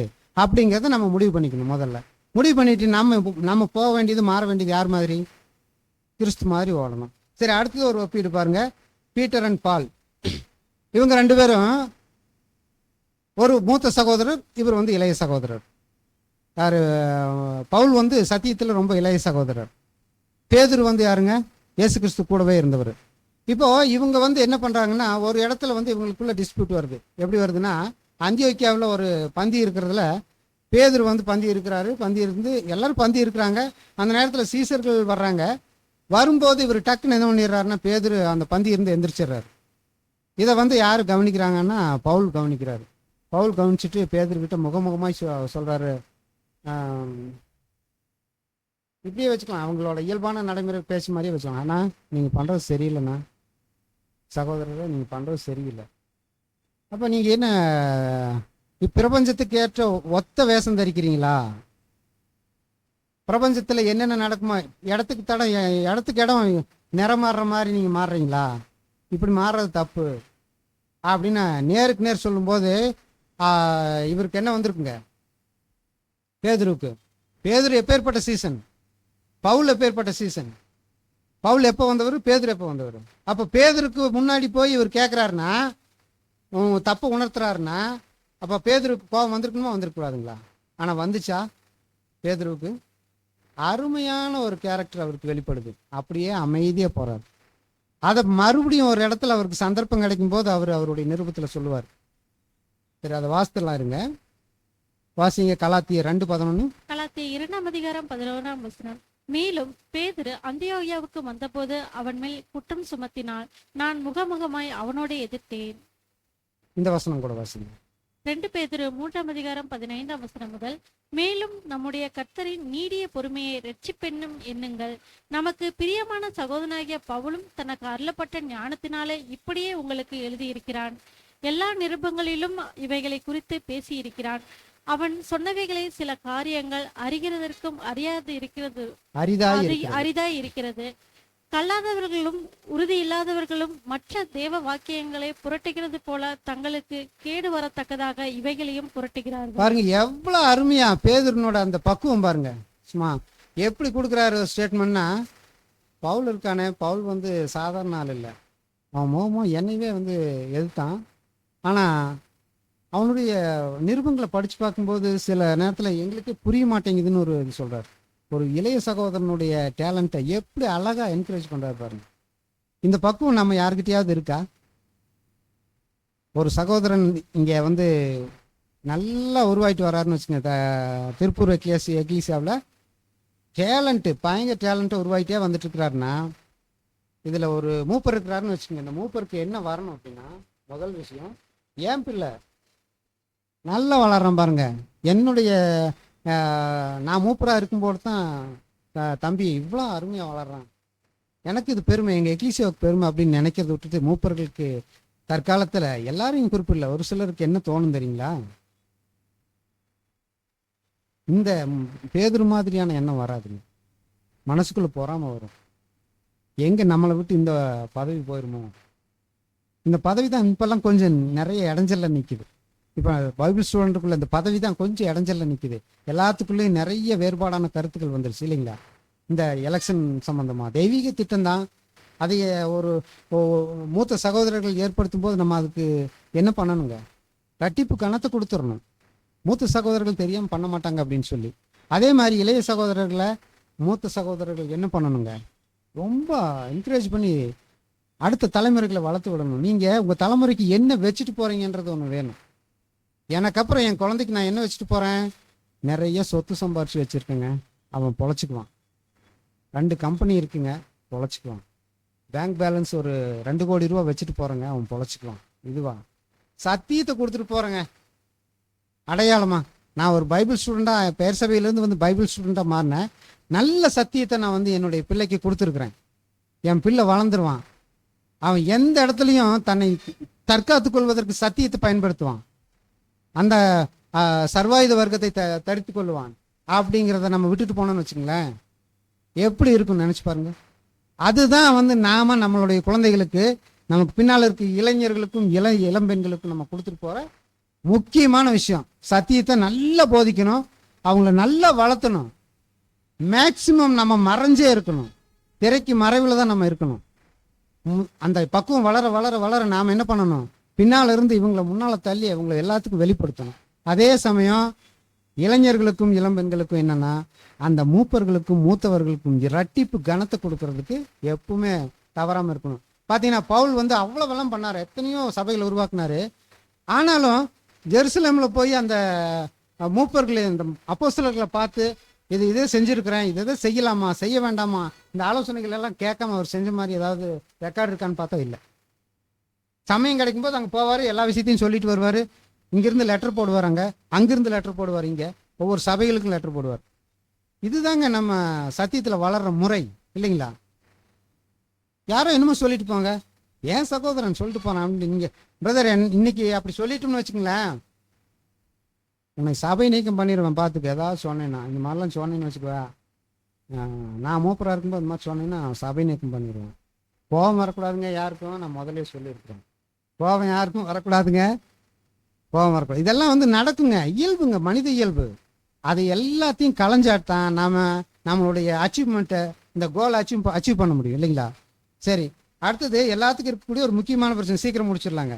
என்னங்க பிரதர் சீக்கிரம் முடிச்சிடலாம்னு எழுத்துட்டு இருக்கிறீங்க. ஹெல்த் இஷ்யூஸ் வந்து கண்டிப்பாக எல்லாத்துக்குமே இருக்கும். இன்னைக்கு சத்தியத்தில் ஓடக்கூடிய பிள்ளைகளுக்கு ஹெல்த் இஷ்யூஸ் கண்டிப்பாக இருக்கும், எல்லாருக்குமே இருக்கு. பாருங்க, இப்போ அதுக்கு நம்ம அப்போஸ்தலன் பவுலை தான் வந்து நம்ம என்ன பண்ணோம், சாம்பிளாக எடுக்கிறோம். அப்போஸ்தலர் 19:12 வாசிங்க. அவனுடைய சரீரத்திலிருந்து உருமால்களையும் கச்சைகளையும் கொண்டு வந்து வியாதிக்காரர் மேல் போட வியாதிகள் அவர்களை விட்டு நீங்கி போயின, பொல்லாத ஆவிகளும் அவர்களை விட்டு புறப்பட்டன. பவுலோட காலத்தில் சுவிசேஷம் அறிவிக்கிறது டாப் லெவலில் இருந்துச்சுங்க, ரொம்ப அருமையாக இருந்துச்சு. எப்படின்னா, அவர் கட்டியிருக்கிற உருமாலை கொண்டு போய் போட்ட அந்த தலைக்கு துண்டு கட்டியிருப்பார் இல்லைங்களா, அதை கொண்டு போய் போட்டாலே நோய்வாய்ப்பட்டவர்கள் குணமடைஞ்சிடுறாங்க. பேதுரு நடந்து போகும்போது அந்த நிழல் படாதான்னு சொல்லி ஏகப்பட்ட பேர் அவரோட நிழல் படாதான்னு போய் நிற்பாங்க, அந்த நிழலில் வந்து குணமடைஞ்சாங்க. இப்போ இதுல இருந்து என்னன்னா, இயேசு கிறிஸ்து சொல்லுவார் ஒரு இடத்துல, என்னை காட்டிலும் அதிகமான அற்புதங்களையும் அதிசயங்களையும் செய்வீங்க நீங்க அப்படின்னு சொல்லுவார். அது நடக்குதா இல்லைங்களா? பவுலோட காலத்தில் அப்படி நடந்துச்சுங்க. அப்பேற்பட்ட பவுலுக்கே வந்து ஒரு சில விஷயங்கள் வந்து அவருடைய ஹெல்த் இஷ்யூஸாக இருந்தது. பாருங்க, 2 கொரிந்தியர் 12:7-8 வசனங்கள் வாசிங்க. 7ஆம் வசனம். அன்றியும் எனக்கு வெளிப்படுத்தப்பட்டவைகளுக்குரிய மேன்மை நிமித்தம் நான் என்னை உயர்த்தாதபடிக்கு என் மாம்சத்திலே ஒரு முள் கொடுக்கப்பட்டிருக்கிறது. என்னை நான் உயர்த்தாதபடிக்கு அது என்னை குட்டும் சாத்தானுடைய தூணாய் இருக்கிறது. அது என்னை விட்டு நீங்கும்படிக்கு நான் 3 தரம் கர்த்தரிடத்தில் வேண்டிக் கொண்டேன். இப்ப பாருங்க, இப்பேற்பட்ட சுவிசேஷம் அறிவிச்சிட்டு இருந்த ஒரு அப்போஸ்தலனாகிய பவுலுக்கு ஒரு சின்ன குறைபாடு அவருடைய உடம்புல இருக்குது. என்னன்னு கேட்டீங்கன்னா, கண் பார்வை. இது எப்போ வந்ததுன்னா, சவுலா இருந்து பவுலா மாறுறாரு இல்லைங்களா, அப்போ இயேசு கிறிஸ்து கூப்பிடுறாரு, சவுலே சவுலே ஏன் என்னை துன்புறுத்துக்கிறாய் அப்படிங்கும் போது அந்த வெளிச்சம் பட்டோன்னா கண் பார்வை போயிடுது. அப்போது அனனியாங்கிற ஒருத்தர்கிட்ட அவர் ஆவி வந்து சொல்லுது, இந்த மாதிரி சவுல்னு ஒருத்தர் வந்து இந்த மாதிரி கண் தெரியாமல் இருக்கார், நீங்கள் கூட்டிகிட்டு போய் வச்சிருந்து அவர் கண்ணை குணப்படுத்து அப்படின்னு சொன்னோன்னா 3 நாளோ 1 வாரமோ வச்சிருந்து அவர் கண்களை தொடும்போது அந்த செதில் மாதிரி இருக்கிறது விலகணுன்னு இவர் கண் பார்வை கிடைக்குது. அப்போ போன அந்த கண் பார்வை இவர் கடைசி காலங்களில் இவர் ஊழியம் செய்யும்போது பார்த்தீங்கன்னா நிறைய நிருபம் எழுதுவார், நிறைய பேர்த்துக்கு அந்த என்ன சொல்கிறது, அது கேரக்டர் எழுதுவார், ஒவ்வொரு சபைக்கும் எழுதுவார். அப்போ அவர் கண் பார்வை குறைபாடாக இருக்குது, அவர் அதை வந்து பொருட்படுத்தவே இல்லைங்க. ஏன்னா கண் பார்வை குறைவுன்னு சொல்லி அவர் உட்காந்துக்கல, ஓடி போய் ஒளிஞ்சிக்கல. அவர் என்ன பண்ணுறாரு, எழுதுறாருங்க. இப்போது நம்ம எடுத்துக்கலாம், ஞாயிற்றுக்கிழமை சபைக்கு வரணும் அப்படின்னா ஒரு சிலர் வந்து கொஞ்சம் லேட்டாவோ அல்லது ஞாயிற்றுக்கிழமை லீவு தானேன்னு சொல்லி தூங்கிடுவோம். அடுத்த நாள் அல்லது இடையில ஒரு சகோதரரோ மூப்பரோ கேட்கும்போது அவங்க என்ன சொல்லுவாங்கன்னா, பிரதர் உடம்பு சரியில்லைங்க, கன்வென்ஷனுக்கு ஏன் பிரதர் வரல, பிரதர் அன்னைக்கு பாப்பாவுக்கு ரொம்ப முடியலைங்க பிரதர், அதனால ஹாஸ்பிட்டல் கொண்டு போகிற மாதிரி ஆயிடுச்சு. நம்மளுக்கும் உடம்பு சரியில்லைன்னு சொல்லுவோம், குடும்பத்தில் இருக்கிறவங்களுக்கும் உடம்பு சரியில்லைன்னு பொய்ய சொல்லுவோம். இதெல்லாம் நடக்கும். சத்தியத்துக்கு இதெல்லாம் இந்த சாக்காட்டு வேலைகளெல்லாம் சத்தியத்துக்கு எடுபடாதுங்க. ஸ்ட்ரைட்டாக வரணும், வேலையை செய்யணும், ஸ்ட்ரைட்டாக தேவனுக்கு நேரம் அன்னைக்கு நின்று அவர்கிட்ட மன்னிப்பு கேட்கணும், மன்னிப்பு வாங்கிக்கணும், தவறு செஞ்சுருந்தா ஊழியத்தில் ஓடிட்டே இருக்கணும் இல்லைங்களா, அதைத்தான் அவர் செஞ்சார். இப்போ அப்படி இருக்கிறவர் கூட அவர் என்ன பண்ணுறாருன்னா, தேவனிடத்துல வேண்டாராம், 3 தரம் வேண்டினாராம், இந்த கண் பார்வை எனக்கு சரியாகாதா அப்படின்னு சொல்லி வேண்டினாராம். அதுக்கு அவர் என்ன சொல்லி பதில் கொடுத்துருக்கிறாருன்னு பாருங்க. 2 கொரிந்தியர் 12:9 அதற்கு அவர், என் கிருபை உனக்கு போதும், என் கிருபை உனக்கு போதும்னு சொல்லிட்டார். இவர் 3 தரம் தேவன்கிட்ட மன்றாடுறாரு, நான் இன்னும் கொஞ்சம் ஊழியத்தை நல்லா செய்வேன்னு எனக்கு கண் பார்வை கொடுத்தா அப்படின்னு. அப்போ அவர் என்ன சொல்லிட்டாரு, என் கிருபை உனக்கு போதும், நீ இதுலேயே செய், இதுலேயே நீ வந்து 13 நிருபங்கள் எழுதிட்ட, ஏகப்பட்ட சபைகளை ஸ்தாபிச்சுட்ட, போதும் உன்னுடைய ஓட்டம், இதுலேயே செய் அப்படின்னு சொல்லி சொல்கிறார். அதே மாதிரி தாங்க இன்னைக்கு நமக்கு கூட இந்த சாக்காட்டு வேலைகள், சாக்கு போக்கு வேலைகள் இதெல்லாம் வேண்டாம், நமக்கு இயன்றதை செய்யலாம். தேவன் சொல்கிறாரு, என் கிருபை உனக்கு போதும், உன்னுடைய பலவீனம் எதுவோ அதில் என்னுடைய பலன் பரிபூர்ணமாய் விளங்கும் அப்படிங்கிறார் இல்லைங்களா. இந்த வசனம் கூட வாசிங்க, கலாத்தியர் 4:15. கலாத்தியர் 4:15 அப்பொழுது நீங்கள் கொண்டிருந்த ஆனந்த பாக்கியம் எங்கே? உங்கள் கண்களை பிடுங்கி எனக்கு கொடுக்க கூடுமானால் அப்படியும் செய்திருப்பீர்கள் என்று உங்களுக்கு சாட்சியாய் இருக்கிறேன். இப்போ கலாத்தியர்கிட்ட 2ஆம் வருகையில் அவர் சொல்றாரு, நீங்க ரொம்ப எப்படி இருந்தீங்க, பயங்கர ஜீலா இருந்தீங்க, அந்த சமயத்தில் எனக்கு கண்ணு போயிடுச்சேன்னு சொல்லி கேட்டபோது நீங்கள் நான் சொல்லியிருந்தேன்னா உங்கள் கண்ணை கூட எனக்கு ஆப்ரேஷன் பண்ணி கண்ணை மாற்றி வைக்கிறதுக்கு கூட நீங்கள் தகுதியாக தான் இருந்தீங்க, அந்த அளவுக்கு நீங்கள் சத்தியத்தில் ஜீலாக இருந்தீங்க. ஆனால் இப்போ ஏதோ ஒரு கண்ணில் போதகங்கள் வந்து உங்களுக்குள்ள என்ன ஆயிடுச்சு, உங்களை மனசை மாற்றிருச்சு அப்படின்னு வருத்தப்படுறாரு. இப்போ இந்த அப்போஸ்தலனாகிய பவுலுக்கும் பேதுருக்கும் இருக்கிற இடத்துல என்ன அவர் கன்ஃபார்மாக சொல்கிறாருன்னா, நிறைய கள்ளபோதகங்களும் சில விஷயங்கள் நேருக்கு மாறான விஷயங்கள் நம்மளுக்குள்ளே வரும். ஒரு சத்தியத்துக்குள்ளே வந்த பிள்ளைகள் இடத்துல, தேவ பிள்ளைகள் இடத்துல வரும். அதை கேட்டோன்னே நம்ம என்ன பண்ணுங்க, காம்ப்ரமைஸே ஆகக்கூடாதுங்கிறார். சத்தியத்தில் மட்டும் நான் கேட்ட சத்தியம் தான் உண்மை, இதுதான் உண்மை, நான் இதில் நிலச்சிருக்கிற வரைக்கும் இதுதான் உண்மை, நீங்கள் வந்து என்ன சொன்னாலும் சரி நான் அதில் காம்ப்ரமைஸ் ஆக மாட்டேன்ற அந்த உறுதி நமக்குள்ளே வேணுங்கிறார். கடைசியாக பாருங்க, உனக்கு என்ன அப்படிங்கிற ஒரு தலைப்பு. இதில் யாரை கம்பேர் பண்ணுறோம்னா பேதுரை தான் கம்பேர் பண்ணுறோம். இப்போ ஆண்டவராக இயேசு கிறிஸ்து இறந்து 40வது நாள் அந்த உயிர்த்தெழுந்து 40 நாள் அளவும் சீசர்கள் மத்தியில் தரிசனமானார் இல்லைங்களா? அப்போ ஒரு இடத்துல தரிசனமாகறாரு. அந்த கடற்கரை ஓரங்களில் மீன் சுட்டு வச்சுருக்குது. பேதுரு வர்றாரு, வந்தோடனே மீன் சாப்பிடலையான்னு கேட்குறாரு. அப்போது இவருக்கு கண்கள் மூடப்பட்டிருக்குது பேதுருவுக்கு. இவர் தான் நம்ம ரபி அப்படிங்கிறது அவருக்கு தெரியல. அப்போ இவர் பேசிகிட்டு இருக்கும்போது இவர் சொல்கிறாரு, நீ சாக போகிற விஷயங்களா, இவர் கடைசி காலத்தில் எப்படி சாவாருங்கிற விஷயத்தை இவர்கிட்ட பேசிகிட்டு இருக்காரு. நீ வந்து இந்த மாதிரி அதை வாசித்துலாம் பாருங்க. யோவான் 21:18 வாசிங்க. யோவான் 21:18 நீ இளவயதுள்ளவனாய் இருந்தபோது உன்னை நீயே அறை கட்டி கொண்டு உனக்கு இஷ்டமான இடங்களில் நடந்து திரிந்தாய். நீ முதிர் வயதுள்ளவனாகும் போது உன் கைகளை நீட்டுவாய். வேறொருவன் உடன் அறையை கட்டி உனக்கு இஷ்டமில்லாத இடத்துக்கு உன்னை கொண்டு போவான் என்று மெய்யாகவே மெய்யாகவே உனக்கு சொல்லுகிறேன். இப்ப அவர்கிட்ட பேசிட்டு இருக்கிறாரு, இதுதான்ப்பா உனக்கு நடக்க போகுதுன்னு பேசிட்டு இருக்கிறாரு. பேசிட்டு இருக்கும்போது பேதுருவோட நிலைமை என்னன்னு பாருங்க. யோவான் 21:20 வாசிங்க. 20 பேதுரு திரும்ப பார்த்து, இயேசுவுக்கு அன்பாயிருந்தனும் ராபோஜனம் பண்ணுகையில் அவர் மார்பிலே சாய்ந்து, ஆண்டவரே, உம்மை காட்டுக் கொடுக்கிறவன் யார் என்று கேட்டவனுமாகிய சீஷன் பின்னே வருகிறதை கண்டார். இப்போ இயேசு கிறிஸ்து பேதுருகிட்ட பேசிட்டு இருக்கிறாருங்க. இப்போ நான் வந்து இங்க நின்று பேசிட்டு இருக்கிறேன் இல்லைங்களா?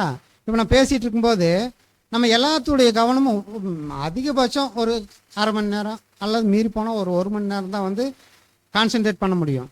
நான் ரொம்ப நேரம் இழுத்துட்டு இருந்தேன்னா கான்சென்ட்ரேட் பண்ண முடியாது. ஆனால் இயேசு கிறிஸ்து அப்படி இல்லை. இயேசு கிறிஸ்து பேதுருக்கிட்ட சின்ன விஷயத்தை தான் பேசிட்டு இருக்காரு.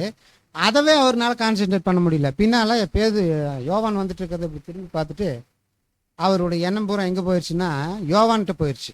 இப்போ ஆண்டவர் பேசுறத காதில் வாங்கலை, இங்கே போயிடுச்சு. இப்போ அது போல் இப்போ லிட்டரலாக நம்ம வந்து சபைக்கு வரோம்னா நம்ம வரும்போது நம்ம கான்சன்ட்ரேஷன் எல்லாம் எங்கே இருக்கணும்னா தேவனிடத்திலும் கிறிஸ்துவனிடத்துல தான் இருக்கணும். மாறாக நம்ம பக்கத்தில் இருக்கிறவங்க மேலேயோ அல்லது நம்ம வீட்டில், இப்போ என்னோட வீட்டிலலாம் பார்த்தீங்கன்னா நான் மட்டும்தான் சத்தியத்துக்குள்ள இருக்கிறேன். என்னுடைய மனைவி சத்தியத்தில் இல்லை, குழந்தைகள் சத்தியத்தில் இல்லை. அவங்க பெயர் சபைக்கு போயிட்டுருக்காங்க.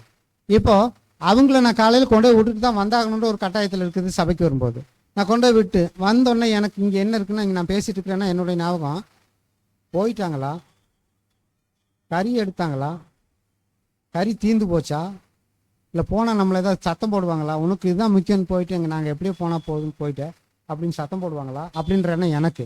அதே போல் ஒவ்வொருத்தருக்குள்ளேயும் ஒவ்வொரு எண்ணங்கள், அந்த கான்சன்ட்ரேஷன் மாறும்போது ஒவ்வொரு எண்ணங்களும் மாறும் இல்லைங்களா? அதே போல் தான் பேதுருக்கு மாறுச்சு.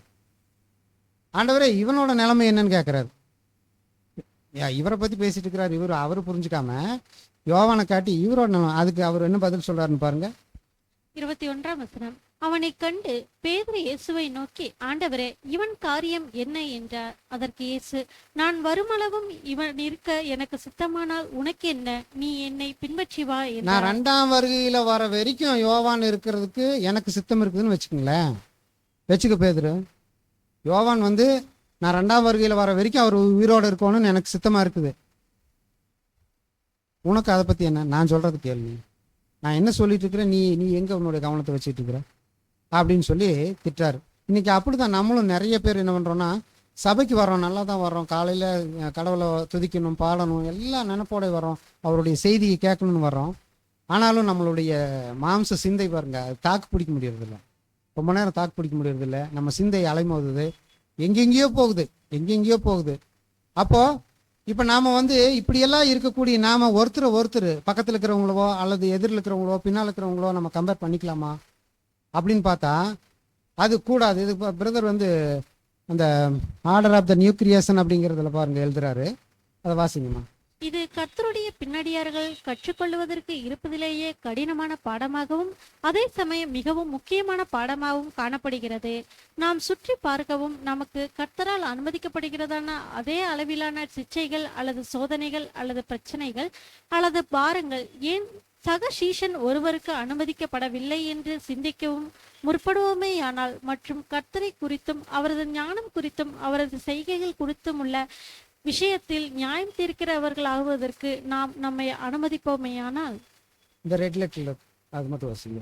உனக்கென்ன, நீ பின்பற்றி வா, இந்த காரியங்கள் எல்லாம் ஒழுங்குபடுத்துவதற்கு நீ திராணியற்றவன். இன்னும் ஆண்டவர் தமது திட்டங்கள் மற்றும் நோக்கங்கள் அனைத்தையுமே உனக்கு விவரித்து கொண்டிருக்க வேண்டும் என்ற அவசியமும் இல்லை. அது தகுதியாயிராது. விசுவாசத்தையும் கீழ்ப்படிந்து ஒப்பு கொடுத்துதலையும் நம்பிக்கையையும் கற்றுக்கொள்வதே உனக்கு நலமானதாய் இருக்கும். இப்போ பாருங்க, அவர் என்ன சொல்றாருன்னா, இப்போ நம்ம எல்லாம் யாருக்கு யார் கம்பேர் பண்ணணும் அப்படின்ற ஒரு தரநிலை இருக்குது. நம்ம எல்லாருமே என்னங்க, விழுந்து போன மனுஷர்கள். விழுந்து போன மனுஷர்கள் இன்னொரு மனுஷரை நம்ம வந்து கம்பேர் பண்ணவே வேண்டாங்கிறார். பக்கத்தில் உட்காந்துருக்கிற சகோதரன் இந்த இதுக்கு வரலையா, அதுக்கு வரலையா, அவர் ஏன் வரமாட்டேங்கிறார், அப்போ நான் மட்டும் வரணுமா, இப்படியெல்லாம் நம்ம கம்பேர் பண்ணிக்க வேண்டியதில்லை. ஏன்னா நீங்கள் எல்லாருமே விழுந்து போன மனிதர்கள்னு சொல்கிறாரு. பிரதர் எழுதும்போது அதை எழுதுறாரு.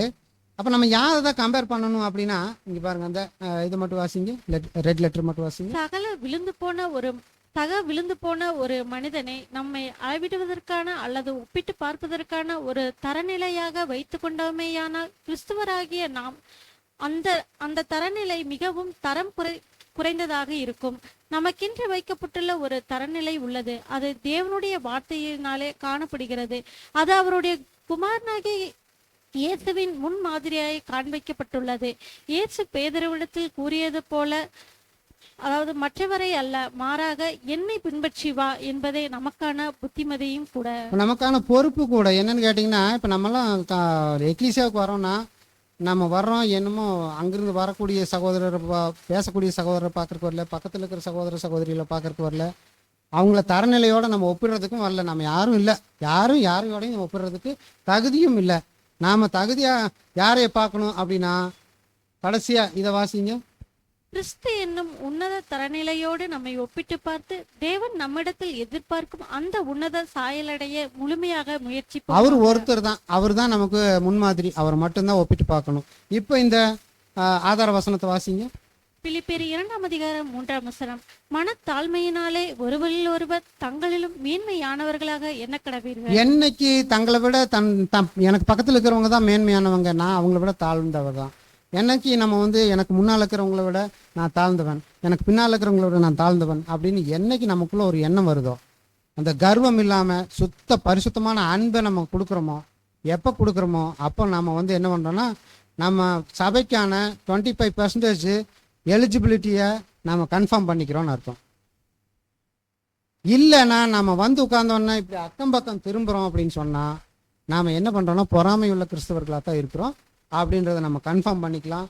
பொறுமையோடு கேட்ட உங்கள் அனைவரையும் தேவன் தாமே ஆசீர்வதிப்பாராக. ஆமாம்.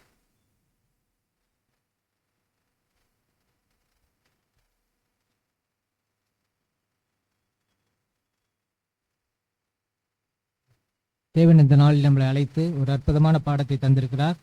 நீங்கள் யாராக இருக்க விரும்புகிறீர்கள் என்ற தலைப்பில் கீழாக தூது கொடுத்த பிதாகிய தேவனுக்கு நன்றியை கூறிக்கொண்டு, நம்ம சத்தியத்தை நம்மளுக்கு வழங்கிய அன்பு சகோதரருக்கு சபையின் சார்பாக நன்றியை கூறிக்கொண்டு, இந்த நாளைக்கான முடிவு பாடலை 133 பாடல் பலி செலுத்த வருகிறேன் என்ற பாடலை அனைவரும் எழுந்து நின்று பாடலாம். பாடலின் முடிவில் அன்பு சகோதரி விதேசம் அவர்கள் ஜெபத்தில் நடத்துவார்.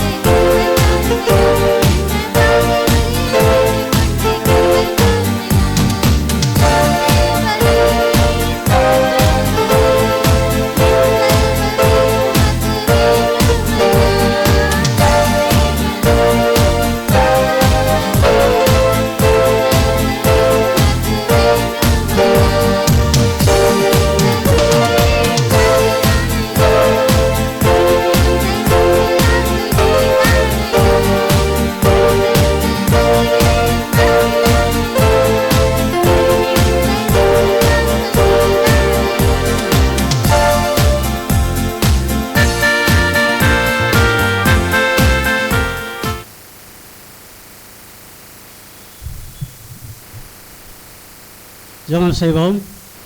வானாதி வானங்களின் மேல் விட்டிருந்து பூமியில் உள்ள மணமக்களாய ஒரு பிள்ளைகளையும் கண்ணோக்கி பார்த்து நித்தமும் ஆசீர்வதித்து வழிநடத்தி வருகிற எங்கள் அன்பின் பரலோக பிதாவே, இந்த ஆசீர்வதிக்கப்பட்ட கால வேலைக்காக எங்கள் ஆண்டவராகிய இயேசு கிறிஸ்து மூலமாக நன்றியிருந்த ஸ்தோத்திரங்களை ஏறெடுக்கிறோம். தகப்பனே, கடந்த நாட்கள் முழுவதும் எங்களை கிருபையாய் பாதுகாத்து எங்கள் வாழ்நாளில் ஒரு நாளை கூட்டிக் கொடுத்து இந்த நாளிலும் உம்மை ஆராதிக்கவும் உம்மை துதிக்கவும் தொழுது கொள்ளவும் நீர் கொடுத்த இந்த வேலைக்காய் நன்றி செலுத்துகிறோம். தகப்பனே, இந்த நாளிலும் கூட உம்முடைய தாசனை மறைத்து நீர் கொடுத்த வேத சத்தியங்களுக்காய் நன்றி செலுத்துகிறோம். தகப்பனே, நாங்கள் கேட்ட சத்தியத்தை விருதாக விட்டுவிடாதபடிக்கு ஜாக்கிரதையில் உள்ள பிள்ளைகளாக எங்கள் வாழ்க்கையிலே அதை நாங்கள் அனுதினமும் தியானித்து உமக்கேற்ற கிரியைகளை செய்து உம்முடைய ராஜ்யத்தின் புத்திரராக மாற தேவரிதாமே எங்களுக்கு தேவையான பலத்தையும் ஞானத்தையும் பரிசுத்தாவின் வல்லமையும் அதிகமாக கொடுத்து ஒவ்வொரு நாளும் ஒவ்வொரு இமைப்பொழுதும் எங்களை சத்தியத்தின் பாதையிலும் நீதியின் பாதையிலும் காத்துக்கொள்ளும்படியாக ஜெபிக்கிறோம். தகப்பனே, கூட்டத்துக்கு வந்திருக்கும் ஒவ்வொரு பிள்ளைகளையும் பேர் பேராக ஆசீர்வதியும் தடைப்பட்ட பிள்ளைகளும் வருங்காலத்திலே கூட்டுச்சத்தில் முன்னாக ஜெபிக்கிறோம். தகப்பனே,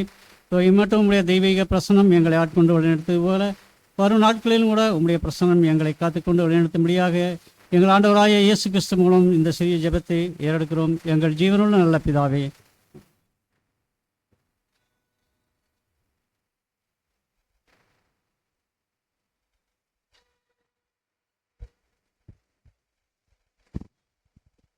அனைவரும் அமரலாம்.